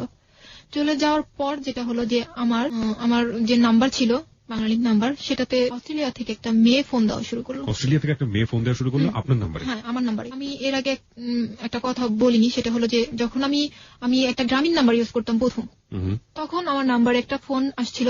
তখন আমাকে পরিচয় দেয়নি, যা শুধু বলছিল যে আমি অস্ট্রেলিয়া থেকে। তখন আমি ভাবছি যে এটা হয়তো বা জুয়েলের কোনো ফ্রেন্ড হবে, তখন ভাবছিলাম যে হয়তো বা ওর ফ্রেন্ড হবে। তারপর যখন আমি জুয়েলকে জিজ্ঞেস করছিলাম যে আচ্ছা তোমার কি কোনো ফ্রেন্ড আছে, এরকম দুষ্টামি করে আমাকে ফোন দিছিল একটা মেয়ে। তো বললো যে তুমি এক কাজ করো, কোথা থেকে কোন মেয়ের কোন কাহিনী শুনছো, কি শুনছো না শুনছো, তুমি এক কাজ করো, তুমি নাম্বারটা চেঞ্জ করে ফেলো। তখনই আমি নাম্বারটা আসলে চেঞ্জ করে ফেলি ওর কথাতে। জুয়েল বলে যে আপনাকে নাম্বারটা চেঞ্জ করে ফেলো। তো আমি নাম্বারটা চেঞ্জ করে বাংলাদেশ নাম্বারটা নিই। যখন ও 2008 চলে গেল, তখন আমার এই নাম্বারে ওই মেয়েটা ফোন দেওয়া শুরু করলো। ফোন দিয়ে যেসব কথা হইতো, যে কথাটা ছিল এরকম যে তুমি কি জুয়েলের ওয়াইফ? আমি বললাম আপনি কে? আমি জিজ্ঞেস করলাম আপনি কে? তো বললো আমি কে সেটা তোমাকে বলছি, তার আগে বলো যে তুমি কি জুয়েলের ওয়াইফ? হ্যাঁ, আমি তো জুয়েলের ওয়াইফ। আপনি কে? তখন আমাকে বলে যে আমার নাম সোমা, আমি অস্ট্রেলিয়া থাকি, আর জুয়েলের সাথে আমার 2 বছর ধরে রিলেশন। মানে কিসের রিলেশন? দুজনকে ভালোবাসে 2 বছর ধরে? হ্যাঁ। তখন শুনে কোনো রকমই মনে করিনি, মনে করছি যে দুষ্টামি, আমার সাথে ফান করা হচ্ছে, সবাই মিলে মনে হয় একসাথে বসে দুষ্টামি করতেছে, এরকম মনে করছিলাম। যখন একের পর এক দিনের পর দিন আমাকে এরকম ফোন দেওয়া হয়, আজে বাজে কথা বলা হয়। মাঝে মাঝে কথা বলতো মানে আপনাকে এরকম ছিল যে কথাগুলো এরকম যে তুই, মেয়েটাকে তুই করেই বলতো যে তুই স্কুল পাস না করতেই তুই এত কিছু করছিস, সেই মেয়ে যে কতটা ভালো আমার জানা আছে, ওর ফ্যামিলি কিভাবে মানবে, এরকম। তারপর বিভিন্ন গালিগালাজও দেওয়া হয়েছে আমাকে। একটা মেয়ে আরেকটা মেয়ের এত বড় শত্রুতা? গালিগালাজ দেওয়া হয়েছে। আর আমাকে যেটা বলতো যে জুয়েল সম্পর্কে আমাকে বলতো যে আমি ওকে তো এখানে অস্ট্রেলিয়াতে জুয়েলকে আমি চাবুক মারি, দিন ওকে চাবুক মারা হয়, আর ওকে তো আমি ছাড়বো না, আর দেখবো তুইও কিভাবে অস্ট্রেলিয়াতে আসিস, আমাকে এরকম বলতো। চাবুক মারি মানে কি? চাবুক মারি বলতে বুঝাইছে যে ও জুয়েল যে ও এটা জেনে যে ও বিবাহিত বউ আছে বাংলাদেশে, এটা জেনে ওর সাথে কেন রিলেশন করলো। আচ্ছা, এটা জানার মানে এটা করে ও কেন ওই মেয়েটার সাথে এরকম করলো, এটার জন্য ওকে প্রত্যেক নিয়ত একটা হয়তো বা এরকম একটা পজিশন সৃষ্টি করে যে এটাকে চাবুক মারা বলে, এরকম বোঝাইছে। ওকে, তো আপনি জুয়েলকে কখনো জিজ্ঞেস করেন কি বিষয়টা নিয়ে? কবে জিজ্ঞেস করেন? এরকম হয়েছে যখন ও যাওয়া শুরু গেল তখন থেকে আমাকে ফোন দেওয়া খুবই কম দিত। 15 দিন পর বা এরকম হতো, 15 দিন পর পর ও ফোন দিত না। আমি যখন ওকে এই বিষয়টা নিয়ে যখন ওর সাথে কথা বলবো এর জন্য যখন আমি ফোন দিতাম তখন আমাকে বলতো যে আমি তো ব্যস্ত, আমি তোমাকে পরে ফোন দিতেছি, এরকম বলতো। তারপর দেখা যেত যে 15 দিন 20 দিন পরে আমাকে ফোন দিত। একটু অবাকই হই যে মানুষ প্রতিদিন 3-4 বার ফোন দিত, সে মানুষ 20 দিন হয়ে গেছে, 15 দিন হয়ে গেছে আমাকে ফোন দেয় না। তখন আমি ওর আচরণে আর মেয়েটার কথাবার্তা একটু সন্দেহ করা শুরু করি। তখন আমি মেয়েটাকে অনেক কিছু জিজ্ঞেস করি যে আপনারা কতদিন ধরে রিলেশন করছেন, আপনি কি যে জানেন না যে ওর ওয়াইফ আছে? বলে যে না, আমি জানলে, আমি একটু শিক্ষিত মেয়ে, আমি ঢাকা জাহাঙ্গীর থেকে ইংলিশ অনার্স করছি, তারপর এখানে এসে আমি নিজে জব করি, নিজে পড়াশোনা করি, আমি কি জেনে শুনে এই কাজটা করবো? তো আমি কি জেনে শুনে এই কাজটা করবো? তোমার কি মনে হয়? আমাকে জিজ্ঞেস করতেছে। তো বললাম আমি জানি না। আমি বলছি আমি জানি না। তো আপনি এখন তো জানছেন, তাহলে এখন কেন সরে যান না? এখন সরে যান। বলে না আমি সরবো না, তুই সরে যাবি। আমাকে বলে তুই সরে যাবি, তুই অস্ট্রেলিয়াতে আসতে পারবি না, আর ওকে আমি এখান থেকে যেতে দেবো না। জুয়েলের কথা বলতেছে, ওকে আমি যেতে দেবো না। তখন আমি জুয়েলের সাথে কন্ট্যাক্ট করার অনেক চেষ্টা করি, যে আমি ওকে বলি যে আমাকে এই মেয়েটা এত জ্বালাইতেছে, আমি শান্তি পাইতেছি না, আমি সারাক্ষণ টেনশনে আছি এই বিষয়টা নিয়ে। ওরা বলি, ও আমাকে কি বললো যে মেয়েটা হচ্ছে ওর ফ্রেন্ড, পাশে ফ্ল্যাটে থাকে, এতটুকুই। তখন আমি বললাম যে ও তোমার ফ্রেন্ড, ও এতটুকু সম্পর্ক, তাহলে ও আমাদের কিভাবে বিয়ে হয়েছে এই জিনিসটা ও কিভাবে জানলো? বলছে যে জানতে পারে না, আমি বলতে পারি না এই বিষয়টা, কি বলতে পারি না। আচ্ছা ঠিক আছে। আমি বললাম যে ওকে বললো আমার কাছে যেন ফোন না দেয়, আমার ভালো লাগে না কথা বলতে, এরকম কথা বলে আমার ভালো লাগে না, আমাকে ফোন দিতে মানা করে দিও। তো বললাম যে আচ্ছা ঠিক আছে। কিন্তু এটা কিন্তু হয়নি, আমাকে রেগুলার ফোন দিত, রেগুলার মেয়েটা আমাকে ফোন দিত, কিন্তু জুয়েল কিন্তু রেগুলার ফোন দেওয়া বন্ধ করে দিল। রেগুলার ফোন দিত, কথাগুলো ঠিক এইরকমই ছিল যে তুই খারাপ মেয়ে, তুই নষ্ট মেয়ে, তোর বাবা মা কিভাবে পারলো, মেয়েকে ছেড়ে দিল, একটা ছেলের পিছনে ঈদ করে দিল, ও জুয়েলকে বল পাইছিস, টাকাওয়ালা পাইছিস, এই সেই মানে যত রকমের হাবি জাবি কথা আছে সব। এগুলো শুনে আমি কিন্তু কোনো উত্তরই দিতে পারিনি। আমি শুধু মেয়েটার কথা শুনে কান্নাকাটিই করছি, কোনো উত্তর দিতে পারিনি। আমি শুধু অবাক হয়েছি একটা বিষয়, যে আমি একদিন একটা মেসেজ দিছি জুয়েলকে। সেই মেসেজটা আমাকে জুয়েল রিপ্লাই না করে ওই মেয়েটা আমাকে রিং দিয়ে রিপ্লাই করছে যে তুমি এই মেসেজটা যে পাঠাইছো, জুয়েল তো নাই, জুয়েল তো ওর ফোনটা রেখে কাজে গেছে, এরকম বলছে। আমি তাও বিশ্বাস করিনি, মেয়েটার কথা বিশ্বাস করিনি। আমি কি করছি, ওর পার্সোনাল নাম্বারে ফোন দিছি। ফোন দেওয়ার পর দেখি মেয়েটাই রিসিভ করছে। আমি হ্যালো না বলে মেয়েটার কণ্ঠটা শুনেই আমি লাইনটা কেটে দিছি। তারপর আমি কেটে দেওয়ার পরে যখন আমি আর কোনো মেসেজ, কোনো ফোন, কোনো কিছু দেইনি। তার কিছুক্ষণ পরেই যখন জুয়েল বাসায় ফিরছে, মনে হয় আমি জানি না কেন জানি ও আমাকে ফোন দিছে, হয়তোবা ওই মেয়েটার কাছেই শুনছে যে আমি ফোন দিছি, মেয়েটা রিসিভ করছে, এরকম শোনার পর আমাকে ফোন দিছে হয়তোবা। ফোন দেওয়ার পর যখন ও ফোন দিছে তখনই আমি সাথে সাথে জিজ্ঞেস করছি, আচ্ছা তুমি আমাকে একটা প্রশ্নের অ্যান্সার দিবা? বলো যে কি? বলছি যে একটা মেয়ে কতটুকু অধিকার দিলে তোমার পার্সোনাল ফোনটা রিসিভ করতে পারে? তখন ও আমাকে বলে যে আসলে কি, আমার ফোনটা তো আমি রেখে গেছি, ওর একটা ফ্রেন্ড ছিল রেজওয়ান নাম, তো বললো যে রেজওয়ানকে বলছিলাম ফোনটা নিয়ে আসার জন্য, ও নিয়ে আসেনি, এর মধ্যে দেখছি যে আমার ফোনটা বাজতেছে, তো সুমা রিসিভ করছে, এরকম বোঝাইলো আমাকে। আমি বললাম আচ্ছা রিসিভ করছে ভালো কথা, আমাকে এত বাজে বাজে কথা কেন বলে? তুমি কি কিছু বলবা? তুমি কি আমাকে সত্যিটা বলবা আসলে কি হয়েছে, সমস্যা কোন জায়গায়, বা তোমার সাথে মেয়েটার কি কোনো রিলেশন, তোমাকে বলো। কিছুই বলে না, যে না আমার মেয়েটার সাথে কিছুই না, মেয়েটার সাথে আমার কিচ্ছু না। যখনই আমি এই কথা তুলি একটা বিষয় খেয়াল করছি যে অনেক বেশি রেগে যায়, কথাটা এড়াই যেতে চায়, বলতে চায় না যে মেয়েটার সাথে ওর কি রিলেশন, বলতে চায় না। কোনোভাবেই আমি জানতে পারি না মেয়েটার সাথে ওর কি সম্পর্ক। তারপর যাই হোক, এরকম করে 1 বছর মেয়েটা আমাকে ফোন দেয়, 1 বছর ওর সাথে মেয়েটার সাথে কন্টিনিউ কথা বলি, এরকম ও আমার বিষয় জানতে পারে, আমি ওর বিষয় জানতে পারি। তারপরে আমি একটা অনুষ্ঠানে যাই, সেখানে হঠাৎ করে মেয়েটা ফোন দেয়, তো মেয়েটার সাথে এত বাজে বাজে কথা বলতেছিল যে আমি ওর সাথে পারতেছিলাম না, কথার অ্যান্সার দিতে পারতেছিলাম না। তখন আমার এক আন্টি ছিল, যে আন্টির কথা আমি বলছি, অ্যাডভোকেট, ওই আন্টি ছিল সাথে আমার। আমি আন্টিকে ফোনটা দিয়ে দিছি, আন্টি দেখেন মেয়েটা আমাকে কি বলতেছে, এত খারাপ কথা বলছে। তো মেয়েটাও গালাগালি করতেছে, আন্টিও অনেক গালাগালি করছে। তার কিছুক্ষণ পর অনুষ্ঠান শেষ করে আমি যখন বাসার দিকে ফিরতেছি, তখন আমি দেখি যে জুয়েলের যে পার্সোনাল নাম্বার আছে ওটা থেকে আমাকে ফোন আসছে। ফোন আসার পর ও আমাকে এই ফোনটা ছিল ওর অনেকদিন পরে, প্রায় 20 দিন কি 25 দিন পর আমাকে ফোনটা দেওয়া। এই ফোনটা দেওয়ার পরে যে আমাকে কথাগুলো খুব খারাপ করে বলতেছিল। জুয়েল, হ্যাঁ, খারাপ করে বলতেছিল এবং তুই করে বলতেছিল। হ্যাঁ, ফার্স্ট টাইম আমাকে তুই করে বলতেছিল। আমি ওরে কিছুই বলিনি, কিছুই বলতে পারিনি। আমি শুধু বলছি যে আমি মেয়েটাকে গালাগালি করছি, সেটা তোমার লাগছে, আর মেয়েটা যে আমাকে এত কিছু বলছে, আমি যে তোমার কাছে এতবার বললাম যে মেয়েটা আমাকে এত কিছু বললো, সেটা তোমার একটু লাগলো না? আমি তোমার ওয়াইফ, ও আমাকে এত কিছু বলছে, সেটা আমি তোমার কাছে বললাম, তুমি সেটা নিয়ে কোনো প্রতিবাদ করলো না। আর মেয়েটাকে আমি বকা দিছি, সেটাতে তুমি আমাকে এরকম গালাগালি করতেছো। বলে যে তখনই আমাকে ফার্স্ট বললো যে তুই এখনো পেপারটা হাতে পাস নাই। বললাম যে কিসের পেপার? তো তখনই আমাকে বললো যে পাবি, জলদি তুই একটা পেপার পাবি। সেদিনই কথা বলার পর ওর কথা সহ্য করতে না পেরে আমি এক প্রকার লাইনটা কেটে দিই, কথা বলতে চাই না, বাসায় চলে আসি। সারাক্ষণ একটা টেনশন, কি হইতেছে। আর দেখা যাচ্ছে মিনিটে আমাকে ফোন দিত মেয়েটা, হ্যাঁ, একটু পর ফোন দিত। একদিন ফোন দিছে, ফোন দেওয়ার পর দেখি যে আমাকে বলছে যে তোর মেয়েটা বলতেছে তোর জুয়েল বাবার সাথে কথা বলিস না এখন, এরকম এরকম বলতেছে। এখন আমিও বলছি যে যদি তোর সাহস থাকে তাহলে তুই তোর জুয়েল বাবাকে ফোনটা দে, এরকম বলছি আমি। তো ফোনটা না দিয়ে দুজন ওই ফোনটা কাটিনি, নাই কেটে ওরা দুজন ওখানে ঝগড়া করতেছে, আমি শুনতেছি। দুজনেই খুব ঝগড়া করতেছে, তুই তোমার এই করে কথা বলতেছে, আমি ওগুলো শুনতেছি। তখন আমি আবার রিপিট করেন ওই জায়গাটা, দুজন ঝগড়া করতেছে। হ্যাঁ, দুজন ঝগড়া করতেছে, ফোনটা কিন্তু কাটিনি, আমি শুনতেছি এই পাশ থেকে যে ওরা ঝগড়া করতেছে এবং দুজনে তুই তুই করে কথা বলতেছে, আমি শুনতেছি। তখন আমি বুঝতে পারলাম যে ওরা একসাথেই থাকে এবং একসাথে ওরা বসবাস করতেছে, ওদের মধ্যে অবশ্যই কোনো রিলেশন আছে।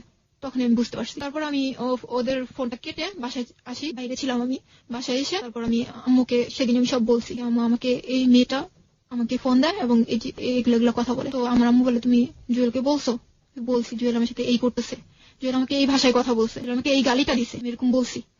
তখন আমার মা ওর সাথে কথা বলার জন্য অনেক চেষ্টা করছে, কিন্তু যখনই আমি ফোন দেই ও তো ফোন দেওয়া বন্ধই করে দিছে, ও টোটালি ফোন বন্ধ করে দিছে যে আমাকে আমার ফোন দিবেই না। আমি অনেক চেষ্টা করছি ওর সাথে কথা বলার জন্য, অনেক ফোন দিছি। দেওয়ার পর ও ফোন রিসিভ করলে ও যখনই দেখে যে আমার ভয়েসটা, তখনই ও লাইন কেটে দেয়। যখনই আমার ভয়েসটা শুনে তখনই ও লাইনটা কেটে দেয়। তারপর আমার কিছুতেই যোগাযোগ করতে পারি না, না আমার বাবা মার সাথে কথা বলে দিতে পারতেছি, না আমার সাথে কথা বলে। আমি জানতেই পারলাম না যে কেন ও এরকম করতেছে, আমাকে সরাসরি কেন বলে না, কিছুই না বলতেছে মেয়েটার সাথে রিলেশন আছে, না আমাকে কিছু বলতেছে, মেয়েটাকে দিয়ে আমাকে গালাগালি করতেছে। আর মেয়েটা যখন বলতেছে তখন ও আমাকে রিং করে গালাগালি করতেছে। এই অবস্থা চলতেছে 2009 সাল নভেম্বরের 23 তারিখ আমি একটা পেপার হাতে পাই। পেপারটা ছিল এরকম যে স্বামী কর্তৃক তালাকের নোটিশ।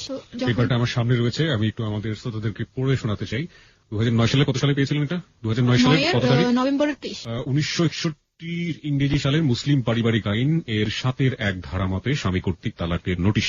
জনাবাদ, যথাযথ সম্মানপূর্বক আমি নিম্ন স্বাক্ষরকারী, আপনার হাজবেন্ডের নাম, তার পিতার নাম এবং তার গ্রাম ঠিকানা, তারপরে হলো এখানে care of professor Habiba Begum.